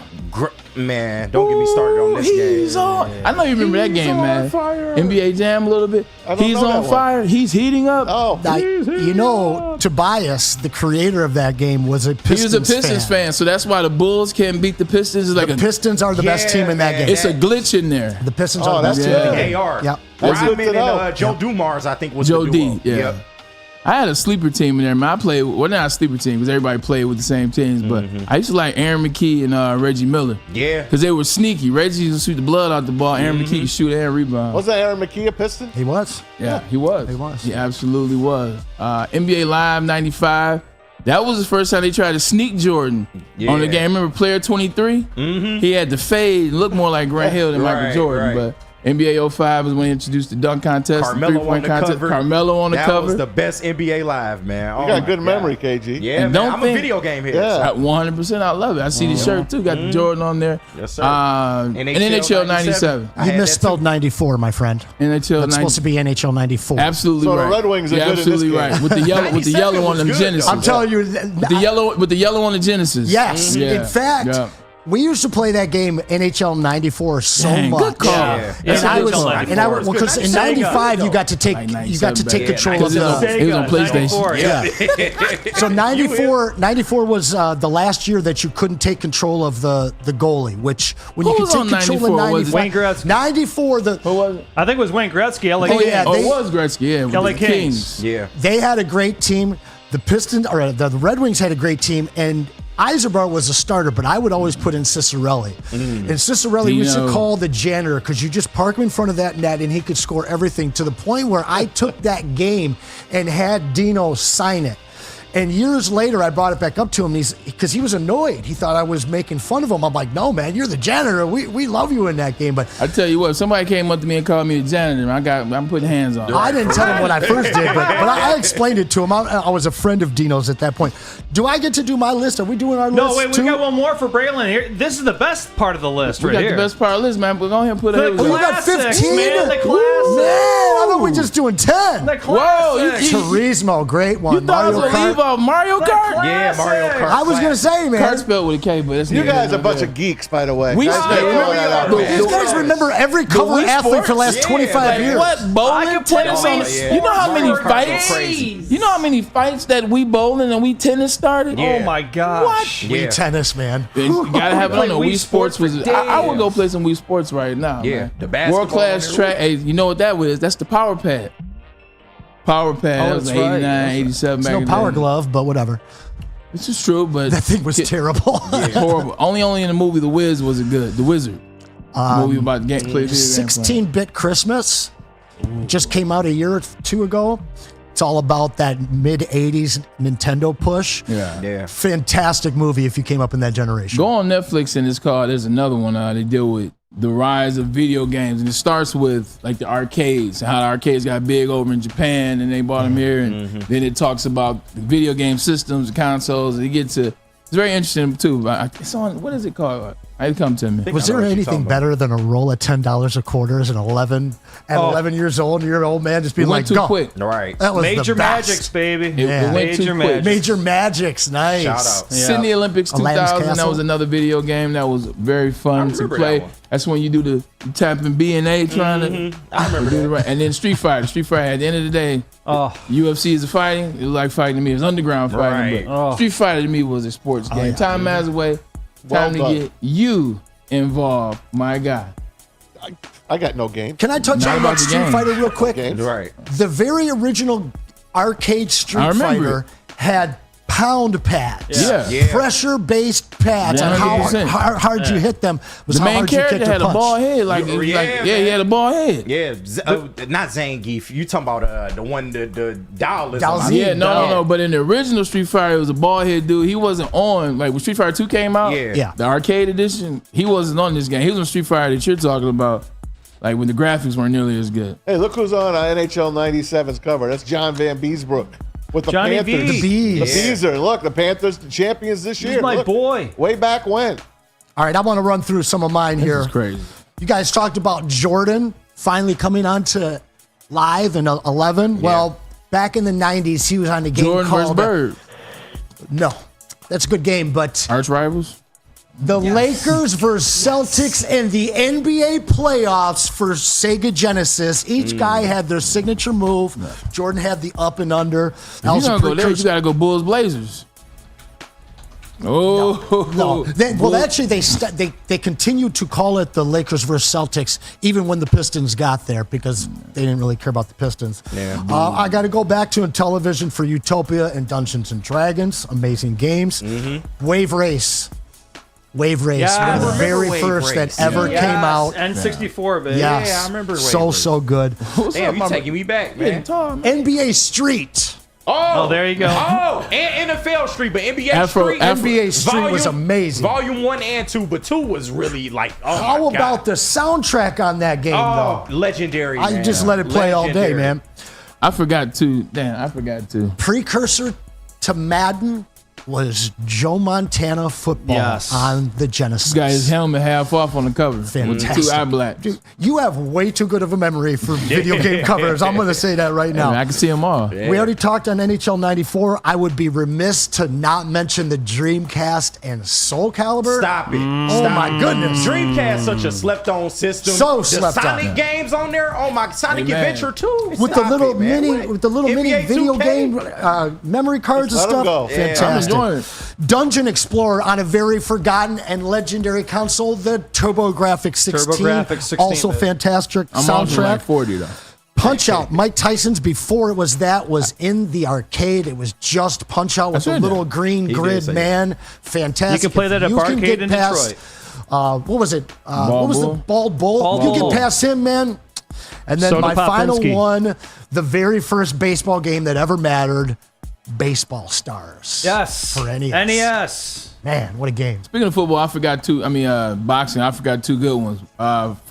Ready to Ring Rumble. King. Knockout Kings and Fight Night. What about Ring Fight King? Night, great too. But Ready Fight to Night. Rumble? Fight Night Y'all was forget great. about Ready to Rumble, man. Ready to Rumble was is a good the one. arch rival. There's some games out there, man. But Hey, you guys got a lot of company on the chat. You guys are They're missing loving one. this. They're Yeah. throwing their Yeah. games If out. They love the chat. They better be hitting like. Can I show us some love? Oh, Let's go get to ahead. 100 Just tonight. one real quick one Go ahead. for hockey fans. When Blades of Steel came out, Oh, I mean, oh, fighting was man. cool in ice hockey. In the ice hockey, had to go to yes, you arcade could to play fight that. like in a scramble, but actually throwing punches, Blades of Steel was the first one. That was What a great about game. Bubble Bibble?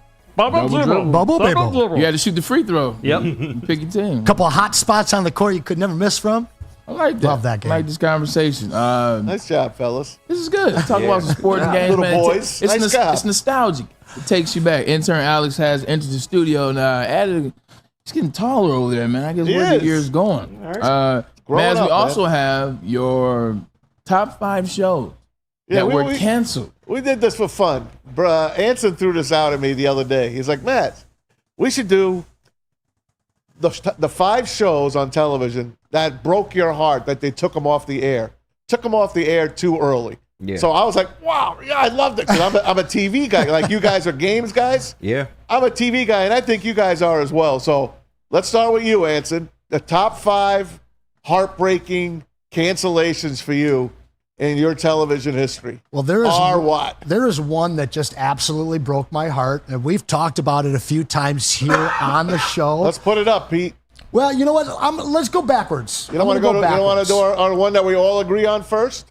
Yeah, we can do that, and we've talked about it many times, and that is Winning Time. Winning Time. The Lakers dynasty. Put that one up, Pete. This is a show that was so amazing. It captured everybody's interest that had any kind of a background in sports, especially if you loved basketball. So good. But they cheated all of us because the story we all wanted to see was young Michael Jordan come up and then the battle between the Pistons and the Lakers. And we all kind of thought that it would start or finish the way that it started, which was the press conference to let the world know that Magic had gotten HIV. Correct. That timeline from 1980 to 1992 had so many different people and players and situations and games and series that all of us wanted to see. And the fact that they just wrapped it up in 7 episodes in season 2 without even letting us know, to this day, That's because the just Lakers hurt. shut that down. And the man who wrote the book, Jeff Pearlman, wrote the book. HBO had him there to help out. The actors were great. The basketball scenes were horrible. They were. But the acting itself, Magic Johnson, the kid that played him, was fabulous. The guy that played Kareem Abdul-Jabbar couldn't have been better. Jerry West was phenomenal. best. Pat Riley was unbelievable. Norm Nixon. Jerry Haywood. Buss. All of them. Well, Jerry Buss was fabulous. Yeah, he was. C. Thomas Riley. John C. Yeah, Riley. it was fabulous, man. It killed It me was that so they took good. that show off the air. They was just getting into the Pat Riley takeover, Yes. man, when they I love- canceled it. I was so mad. I love Adrian Brody as Pat Riley. He was Yeah. terrific. Oh, yeah. He was perfect. He dove into that character. He really did. He really Like him dove too. into They that. all did. And just being cheated out of the rest of the story, the rest of Yeah. that decade Yeah. just kills me. So what are your other ones? Number 2 is Freaks and Geeks, which was shot on the west side of the state, What Grand channel was Rapids that on? area. What's that? What channel? What streaming was that? I believe that was 247. That's okay. 20 plus I years remember the old. show. If you don't know this, they actually released, I believe, 8 or 9 episodes later on. So I think there's 27 total or something like that. Fantastic. That's Judd Apatow. You'll see so many people in that, like, what's the guy from Superbad, the cop? Seth Rogen's Seth in Rogen, it. yeah. I mean, the lineup of stars that went on to be big is pretty impressive in that series. Next one is something that none of you guys have probably ever heard of, and I urge you to go and check it out. It's called Mr. In Between. It's basically about an Australian hitman in Australia with a daughter and an ex-wife and normal everyday There's always an situation. ex-wife. Did this come on FX? I think it's FX or Spike or one of those. I think I remember this show. Yeah. Every year I'm like reading, are they going to release new? Are they going to release new? But that is something you guys probably haven't seen, and I would urge you to go check it out. Should still be running. Mindhunter, number 4. I think a few of you guys share that one with me. People loved it on Netflix. It was basically them chasing serial killers and talking to other serial killers, which they started to do in the 60s to start get profiles on these guys. Yeah. Fantastic. And then number 5, another one that's agreed upon here, which is Vinyl, an Oh, love HBO Vinyl. awesome show. Maybe we'll go to you since you and I share quite a Yep. few. Vinyl was one of my top 5. HBO had it. It was supposedly too expensive for them to continue to shoot. It was awesome. It was about the record industry back in the 70s and how it took over and then into the disco era. And it just took place in New York City and California. It was a very good show. Beautifully shot. It's still on HBO Max if you want to check that out. I loved Luck. Luck was a horse racing one. Pete, do you remember Luck? Yep. It had so many stars in it. That was a Dustin good one. Hoffman was in this thing. It was loaded with stars, but too many horses got in accidents, and PETA shut it down. Wow. So that was the end of Luck. Good job, Peter. Life on Mars was an ABC show, was a time travel remember that show, for a yeah. police officer who went back in time. It was Quantum really, really cool and ahead of its time. And Rubicon was on AMC. Rubicon was fabulous. It was like a controversial. What's the word I'm looking for? When you don't believe something. What do we say? It's a Hoax. That's that word. Like Donald Trump was an assassination plot. A lot of people thought that staged. It was staged, but it'll Scripted? It'll come to me. Fake news. It'll Conspiracy? Conspiracy. Thank you. What a dummy. I've already ruined the whole thing. But Bray, what's your top 5 that you miss the most? I sent this list in as well. Mindhunter. Let me get to it. Yeah, definitely had Mindhunter there. Mindhunter. Winning Time as well. Mm-hmm. Oh, you got me down there as well. Oh, you got it. There we go. Mindhunter, Westworld, and Living Color, Winning Time, and Deadwood. Big HBO guy. I watch a lot of shows on HBO. I feel like HBO is like the first premium. Yeah. You know, that's the one everybody had back in the day. I'm very loyal, so I still have Max. Did you see the movie? The Deadwood or the Westworld? Deadwood, I watched that in the video. The Dead. Yeah, there's a movie that. Yeah, 100%. It Is came it out good? 3 years ago, maybe. I heard it wasn't 3-4 very years good because I was a big Deadwood fan. Didn't really keep my interest the whole time. That's I what I tried heard. to watch it about 38 minutes. I tapped out of it. It wasn't Yeah. as good as the show. That's They what I tried to heard. bring it back. I hate when you try to bring things back too late. You know what the lead actor's name is? In that movie, I took a look at his face. His name is Anson. There's more than I one know all the Anson? Ansons out there. There's more than one Anson? Not many. Right. There's actually an Anson Wells in Tennessee that's about half my age. Wow. And he wrote me one day, and it was very serious at first. He's like, F you for this and this and that. You own Anson Wells at Yahoo, Anson Wells on Facebook. He's like, just kidding, man. Awesome name. Signed Anson Wells. Oh. Kenny, you got a few? Yeah, I do got 5. My number 5 celebrity death match. I used to absolutely love Celebrity MTV Deathmatch. or VH1. Yeah, if they brought it back today, it would be absolutely did. great. Well, they did do a couple revamps, but I'm talking about today's day and times. Okay. Celebrity Deathmatch would go crazy. Donald today. Trump would be the heavyweight champ. Man, what him and Biden, man, You stop already playing. Number 4 is Gotham, and Gotham, they didn't necessarily get canceled. Great show. They got 5 seasons, but that 5th season, you could tell it was rushed. Yeah, and they had built up. When they shut down Gotham, and I thought that was the only good season. Yeah, man. You thought that was the only good season? Yeah, because we actually saw real villains, and he was actually becoming Batman. Yeah, but the it's build such a up slow. until him getting to Batman, That build it up was was just great. rush, man. That But build up was great. The first 4 seasons of that was real good, Yeah. man. Number 3, Martin, man. The comedy on that show cannot be duplicated, man. And I think they ended up getting canceled because Tisha had a falling out with Martin, and it was her fault. Maybe it was like a lawsuit or something. Funny thing about it, you said Martin, I said Living Color. They came on same night. They did. They did. Came on same night. 2 great shows, man. Yeah. Number 2, I had Winning Time, and number 1, Chappelle Show. Chappelle Show was great. good. Yeah, and we were robbed of season 3 and maybe a season 4 of that because we all know what happened. He got 10 offered $50 seasons, million. man. He That went to Africa. might and said, still be "Screw-" going. Yeah, he said screw Comedy Central. If we would have got what we got Chappelle Show, then we wouldn't have had to watch Key and Peele. That's true. I would have been okay with that. Yeah. You got your 5? They failed real more quick, than I'll they throw on my succeeded. 5 real quick. First of all, I miss ABC Wide World of Sports. Fabulous. Back in the day, that's number 5. And then, for wrestling fans, Adiz411 threw this in the chat, and I agree with him. When WCW collapsed, I think that was a lot of good storylines.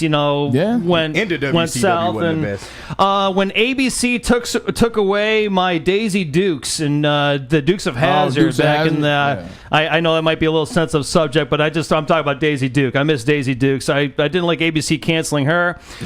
Cobra Kai is starting season 6, but it's its last season. Thankfully. They shoved everything, like all the storylines, into season 5 because they knew that this season was the last season. So I don't like that they just condensed all storylines came basically to an You made end. it past series. I think season 3. I think they should go on the other side. Shows that should have gotten canceled a little earlier. Oh, that's what you think. Because Cobra Kai, because I didn't watch it. Like I watched a First couple 2 episodes seasons and were good. I can't do it. But everybody that watched it, I heard season 1 was great. It brought them into season 2, but then I've heard nothing but negative things about everything after 2. Yeah. No, I hear you, but that's how I feel. Yes, And I got then, it. then number 1 for me would be Tom.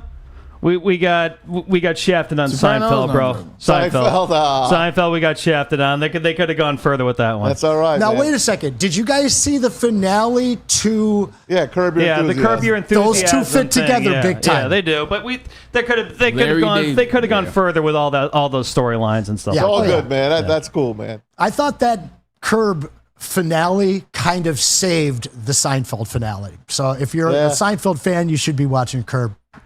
Love Curb. That's my list. Nothing like list in the summertime, man. Those are 2 good ones. Top 10 with the sports video games, and then Tom Azaway and Anson Wells coming together for your top 5 shows that were canceled a little bit too soon. We did tell you Intern Alex is in the building. He's no longer an intern, and he is in the building to talk about Michigan football season. Actually, just the Big Ten schedule.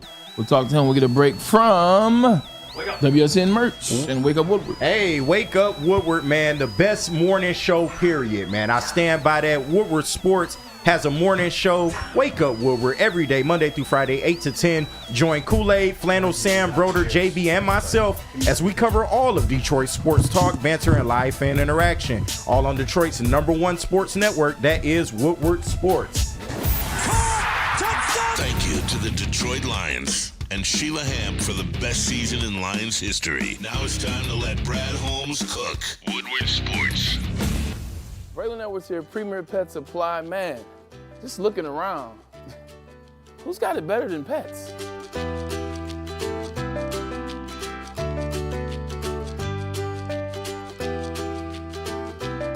Come on, a baby stroller for Coda?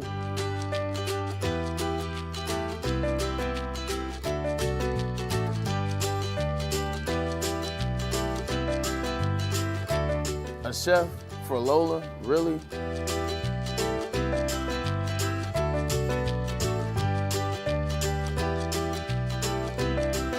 You don't have to tell me who the real boss here is. Who's got it better than pets? Nobody, especially here at Premier Pet Supply. For over 30 years and more than 13 locations, Premier Pet Supplies has everything that your pet can dream of. And guess what?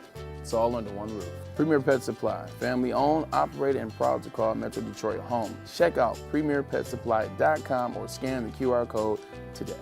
Who's got it better than pets? Nobody! A network for the city, by the city. Woodward Sports is Detroit Sports. Stop searching for a vehicle and start finding one. Les Stanford Chevrolet Cadillac makes it easy. We harness the power of multiple dealerships and own the biggest selection of GM brands in the area to get you the car you need. With the Les Stanford Group, you'll have access to 4 different dealerships, providing you with more makes, more models, and more choices. We're connected to more than 1,000 vehicles. And with so many high-quality CPO vehicles available, you'll find new car quality at pre-owned prices. You can start and end your search at lesstanford.com today. The most talked about Detroit media by other Detroit media. And we love it. It's the Woodward Sports Network. Any Lady Jane's Haircuts for Men and claim your throne for a king's treatment from one of our talented stylists. Open 7 days a week. Walk in anytime. Just get to a Lady Jane's today and receive a precision haircut, scalp massage, hot lather neck shave, and a hot towel treatment. A haircut should not be a chore. It should be an experience. And that's exactly what Lady Jane's has to offer. Open 7 days a week. Walk-ins are always welcome. There's always a location near you. Lady Jane's Haircuts for Men. It's wicked awesome. A ton of fun, a ton of sports, and a ton of man meat. Welcome to the Woodward Heavyweights. Live daily 5 to 7 p.m. on Woodward Sports. Listen, y'all, it's time to retire that Bobby Higginson Tigers jersey, man. Get you some new sports merch, man. And you can do that at woodwardsports.com and click the shop tab. Hoodies, hats, tees, everything guaranteed to turn heads. You know that Booty Kid shirt is selling like hotcakes. The season is right around the corner. Get yourself some new merch, man. Go to woodwardsports.com and click that shop tab. What you got against Higgy, man? Nothing, man. Nope. It's just time to retire. Sorry, Bray, my bad. The Nashville Hot will be here for a limited time at Soroki's, but you can get it while it's hot, and it is hot. That's the pizza, the chicken sandwich, and the tenders and fries. They all are spicy, muy caliente to be exact. So be careful. If that's not your thing, you can just get crispy chicken. And the biscuits, the biscuits are always hidden, and the pizza is always fresh, much like the salad inside. Soroki's are popping up everywhere. You should be there. All right, bit of a mix-up on today. That is the fault of no one's here. Not up here. It's no longer a Intern Alex Wednesday and the Wolverine Wednesday. It is a Thursday, which means Dr. Jeff Pierce always comes in, Michigan Sports and Spine. How's it going? Wait, you're in the studio? Is this? Can I reach out and? Oh yeah, that is you. You're always in New York or Nashville or across the country on the West Coast, but you are in studio, my friend. How you doing? Actually, next week I'll be back in Tennessee. But you're here now. I love being here with you. How you feeling? I feel pretty good. I feel like I got to work out. I'm just looking at you. I feel like I need to go work out after this show. I mean, You're looking buffed as ever. I appreciate that. I'm actually slimmed down to where I was at, but I feel good. The shoulder thing that I had, I went and got that looked at. Found out what that was. Appreciate Dr. Lynch. I had to get it. It's basically a small tear. It was a small tear somewhere over here in the rotator cuffs. And then they told me because of all of the fluid in between the top rotator and the bottom goes through here, right? Am I correct? Kind of, sort of? Kind of, sort of. Kind of, sort of. I got a shot in the back of that one to fire extinguish out all that swelling and inflammation in there. And now I got to go to PT for a couple weeks, and I'll be back in the gym. I'd be doing it different, but we'll leave that to off. You're a perfect PRP candidate. Oh, then we'll sit here and we'll talk about that off air. But on air, I do want to talk about something. We bring up golf a lot, you and I, because we golf in the summers. We love courses. We love the game itself. Tiger Woods.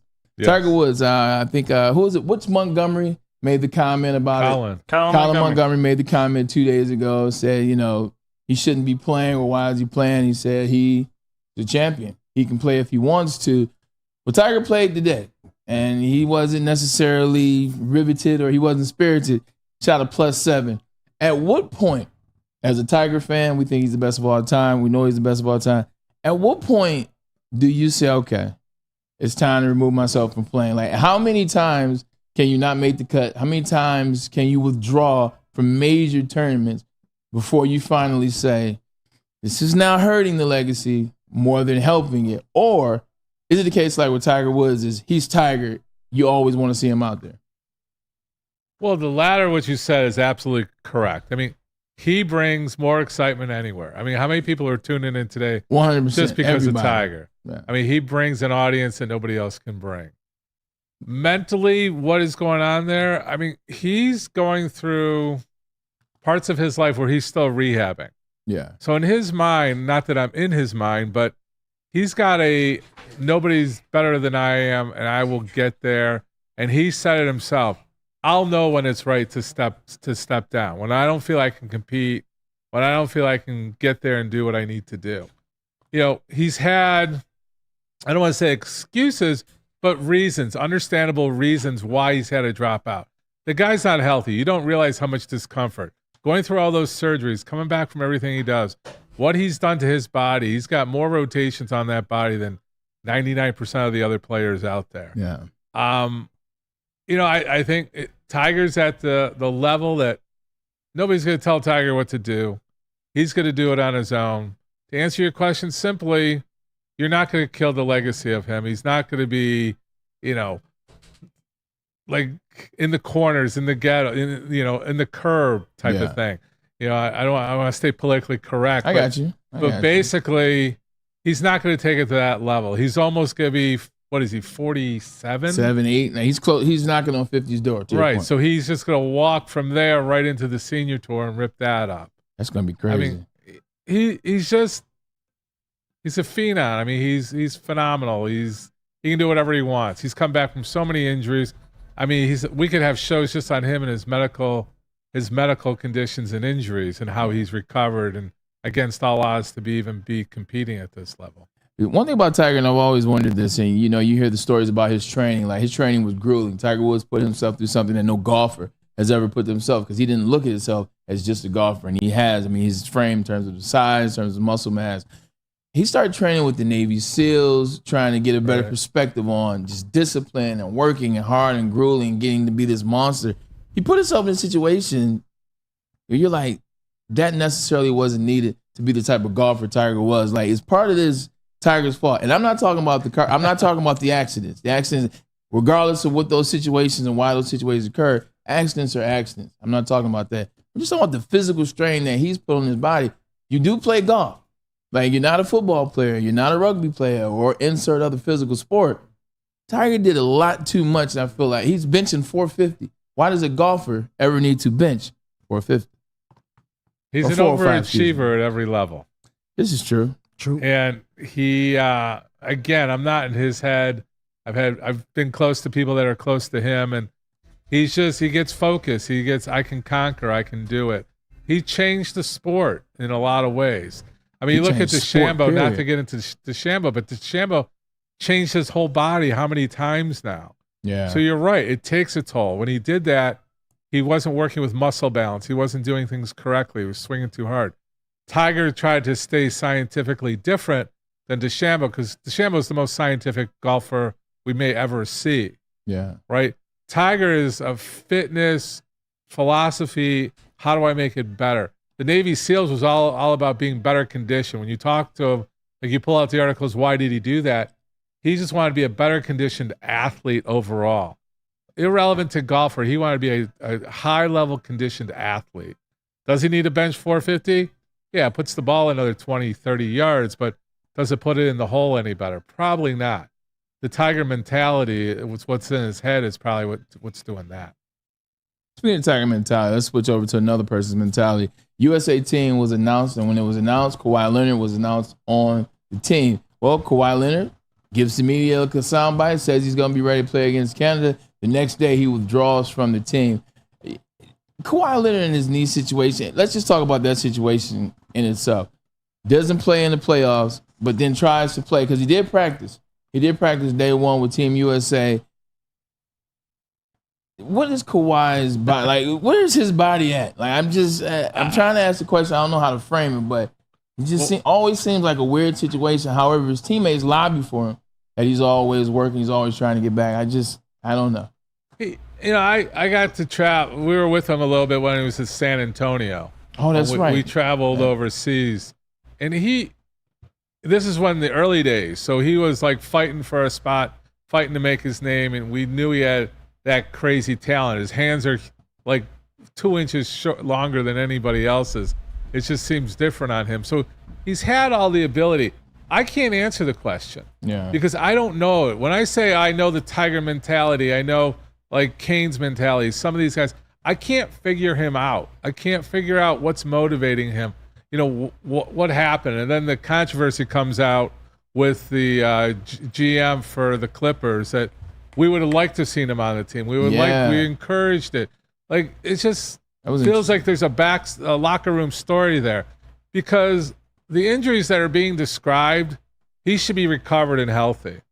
You know, I talk about secret sauces and things like that. I know he's not against it. I don't know how he is treatment-wise, but he's got enough specialty people around him to get him healthy. So sometimes it is that mental block, or you know how it is. There's a mental component there also. I'm not disclaiming that he doesn't have a real injury or something's really on, but is he working at that level to be 100% on time? Well, you're in the playoffs. You're the Clippers. They could have had a run for the championship. So it's all not making sense. You know, winning a gold medal at the Olympics, I don't know. We're heavily favored. Is it something? Yeah, it's something. It's something to be with those guys. That's memories of your career that you're always going to be there. I think it's fair. I mean, I think it's very fair to ask that question. You look at Kawhi Leonard. Kawhi Leonard has had high-level success. You're talking about 2 Finals MVPs, 2 championship runs. They won twice. But you're also talking about a guy where could that enter into his mind? Because he's been seriously injured a couple different times. Could it be in his mind sometimes like, all right, cool, I'm healthy, but you can't take that final step because maybe you're still stuck in your head. Yeah, like I said, I don't, you know, is there a sports psychologist in on this? I don't know, but it just doesn't all add up. And to bow out of the Olympics, I mean, when's the last time we heard anybody bow out healthy out of the Olympics? So I have not. I want to kind of keep going down this line. You've got guys and athletes, men and women, I'm sure, that have re-injured themselves more than once, more than twice, that keep coming back to you. Is there a point where you can see mentally they've made the decision that they are going to keep getting injured, that they can never return to that level that they played at once before because they mentally have this injury block in their brain? And if you do see that and can recognize that, what's your next step at that point? Well, let me try to rephrase your question. Are you saying when you get multiple injuries, you're fearing the next injury, so you can't go out to that level? I feel like there's some guys that their mentality, they're so strong, it doesn't matter how many times they tear their ACL. Then there's other guys that it might be the first time, it might be the third time, but they've been injured enough where you can see them walking into your office and there's an emotional change in them, where you can tell that their confidence has been rocked. And at that point where they might not even be as excited or even willing to go through the PT. And at that point, what is your next step? And there is a lot of athletes like that. They get out, even like football. Football is probably the biggest one that has those type of episodes because it is a battle. It is a battle every week, and you're risking an injury. If you're not feeling, you got to have a mentality, right?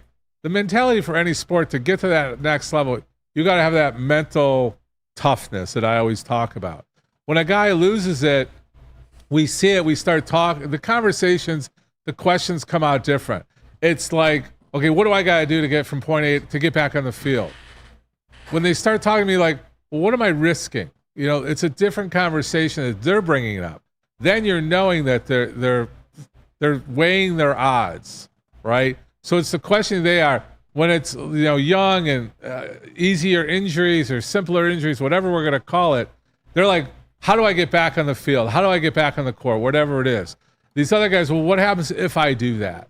You start feeling it then, and then psychologically, like I do it with entertainers too. So it's across the board.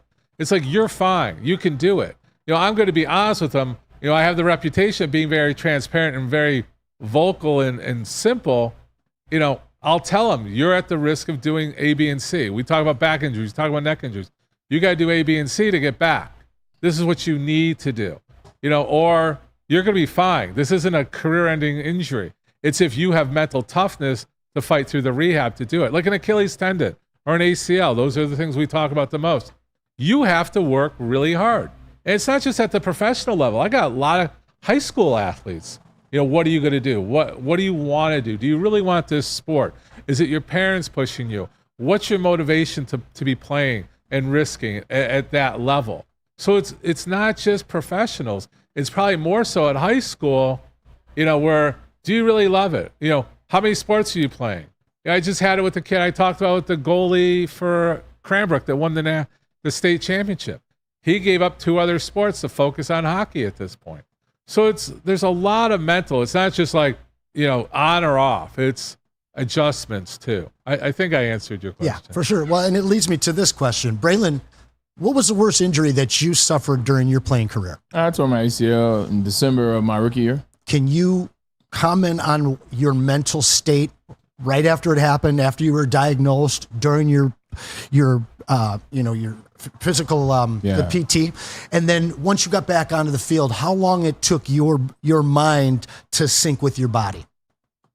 I was nervous. It's the first time I'd ever been injured. Mainly, I guess I did. I broke my knee in high school, my tibial tuberosity. So I guess that was a major injury, and I was in high school. So I guess I had been there before. I was worried. This is a different level, though. You're talking about being a rookie in the NFL. You're talking about trying to find yourself. It takes that rookie year to kind of get to where you want to be, to kind of learn the game, and then you explode your senior or your second year. Getting hurt, you're kind of starting all over. So that was my nervous point. I got lucky that Kellen Winslow Jr. was injured as well. So we worked the process together. So when I'm getting up because what breaks you is waking up every morning and feel like you're not doing anything. When you're waking up at 5:30 a.m., you're going to your first rehab session at 6. You rehab for 3 hours. You go home, relax, and you come back. You do a little bit, some little ice, little stem. Then you go back or you chill on your game ready. And you're following this process for 3 months. And then it goes well because the first 3 months are the fastest. It's that second half that goes slow. It's the second half where you're starting to go lateral a little bit at a time. It's tough. It takes a lot. And once I got back, I made it back to start that next year. I didn't fully trust myself probably till the end of the season. I tore my ACL December 4th, rehab to January 1st, surgery January 2nd, start the season September 11th against the Saints. I didn't really trust myself probably to Thanksgiving. Wow. Thanksgiving? Yeah, it is. It's, different levels. It's at, I don't know who exactly rehabbed them and stuff like that. Usually we get through 2 or 3 games. Sometimes it's the first hit. But when you say you don't trust yourself, you like cutting and taking out that aggressive speed and things like that. Because I'm a tall receiver and I play the ball. Calvin and I, we're like high point guys. I like jumping. If the ball's in there, then I'm going to go up and get it. I'd rather go get it up because I'm 6'3", as opposed to wait for it to come down and let a DB make a play. So it was the jumping. It was going full speed and actually dropping my weight to run the dig route or to run the comeback. It was dropping my weight as a taller receiver, getting down and run a comeback. That's where the trust took a while. Running a go route, I'm great. Running a slant, put the foot in the ground and go. But it was once you got the speed of the velocity moving and then instantly stopping it. That's where the disconnect was for me. So speed, settle down, stop. Or jumping and high pointing. That's were the 2 issues that I had mentally for a while. Did you tell anybody? Or it's just you didn't realize until after? Didn't realize it until after. Yeah, that's a lot of it. Yeah, 100%. You kind of don't notice until you see it on film or somebody that knows you points it out you would have did that differently. Yeah. Doc, does your knee hurt? And is that something that most athletes coming back from injury have a hard time doing, is being honest not only with themselves but with their physician? It's they don't know what they don't know. They don't know it's different. They didn't know they had a fear factor. They didn't know, I can go to concussions. You have a mild concussion, you don't realize how fog brain you had until you're out of it. So he notices it now. It's okay, I'm over it. I got over that little edge, over that little cliff, and now I'm good again. And then you compare, and then I'm going to be okay. There's all that going on. So there's the fear factor, there's the psychological factor, and then there's the unknown of what you aren't doing until you can start doing it again. And some people fear I'll never get there. Yeah. Hockey's that way too. These guys like going through, we talk about Darren, he goes through walls. Yeah. they hesitate a little bit. The step slower. The thought process, hang on a second. Things like that. Like, you have an injury. It happened to me. I was like a tough baseball player, and I got smacked in the face. And all of a sudden, I was like a little more hesitant. Yeah, tough and baseball players don't even go in the same sentence. That's same thing happened to me. I got hit back-to-back years in the head with the ball, and I couldn't stay in the box. But I want to know what position were you? Third base. Me too. Yeah, hot corner, baby. I love the corner. Aurelio Rodriguez was my guy. Nice. You got hit back-to-back, Anson? I got hit here on a foul ball, and then I was not paying attention during BP, talking to the shortstop, had my hands on my knees, heard the crack of the bat, was lifting my glove up, and it hit me square in the socket, lifted me right off my feet, Superman me. You talking? What? This is crazy. You were having a conversation, not paying attention? I do have a question. I want to follow up with something you said. How good would Kellen Winslow II have been? If he never gets in a motorcycle accident, he doesn't play in Cleveland, he would have been better than Travis Kelce, and it's not even close. He was that good. He was way better than him. He was a pass receiving tight end. He was a receiver. Yeah. Had speed like a receiver, happened to be tight end size, and his father at that particular time, his father probably still was second or third greatest tight end of all time. That's right. And Kellen Winslow Sr. So I saw him do things on a knee that was busted up because of the motorcycle injury. He had a busted up knee. Just to watch his process from the time he got there to the time practice started to get ready to be able to practice or to be able to play a game. The fact that he made a Pro Bowl. Yeah. 3 years after that motorcycle accident, I think is one of the greatest feats that I've ever seen. Jason Williams was not as lucky. Nah, not at all. Doc, it's always a pleasure to have you in. What's next for you? We got about it's 4 o'clock. Look at that. Co-America Park. Got for a journey. Scooble on the mound yesterday in an All-Star game started for him. So 2 nights ago. Wearing that orange. I like the jerseys. Did you like the jerseys? Like the jerseys. See? Rolling man with taste. From my man KG, school. Pete, Dr. Jeff Pierce, injury insider with Michigan Sport and Spine. My man Anson Wells, Michigan State, Detroit Pistons legend. Braylon Edwards, we appreciate you. Peace. Bye back. Yo. We'll see you next week. Hey, Charles.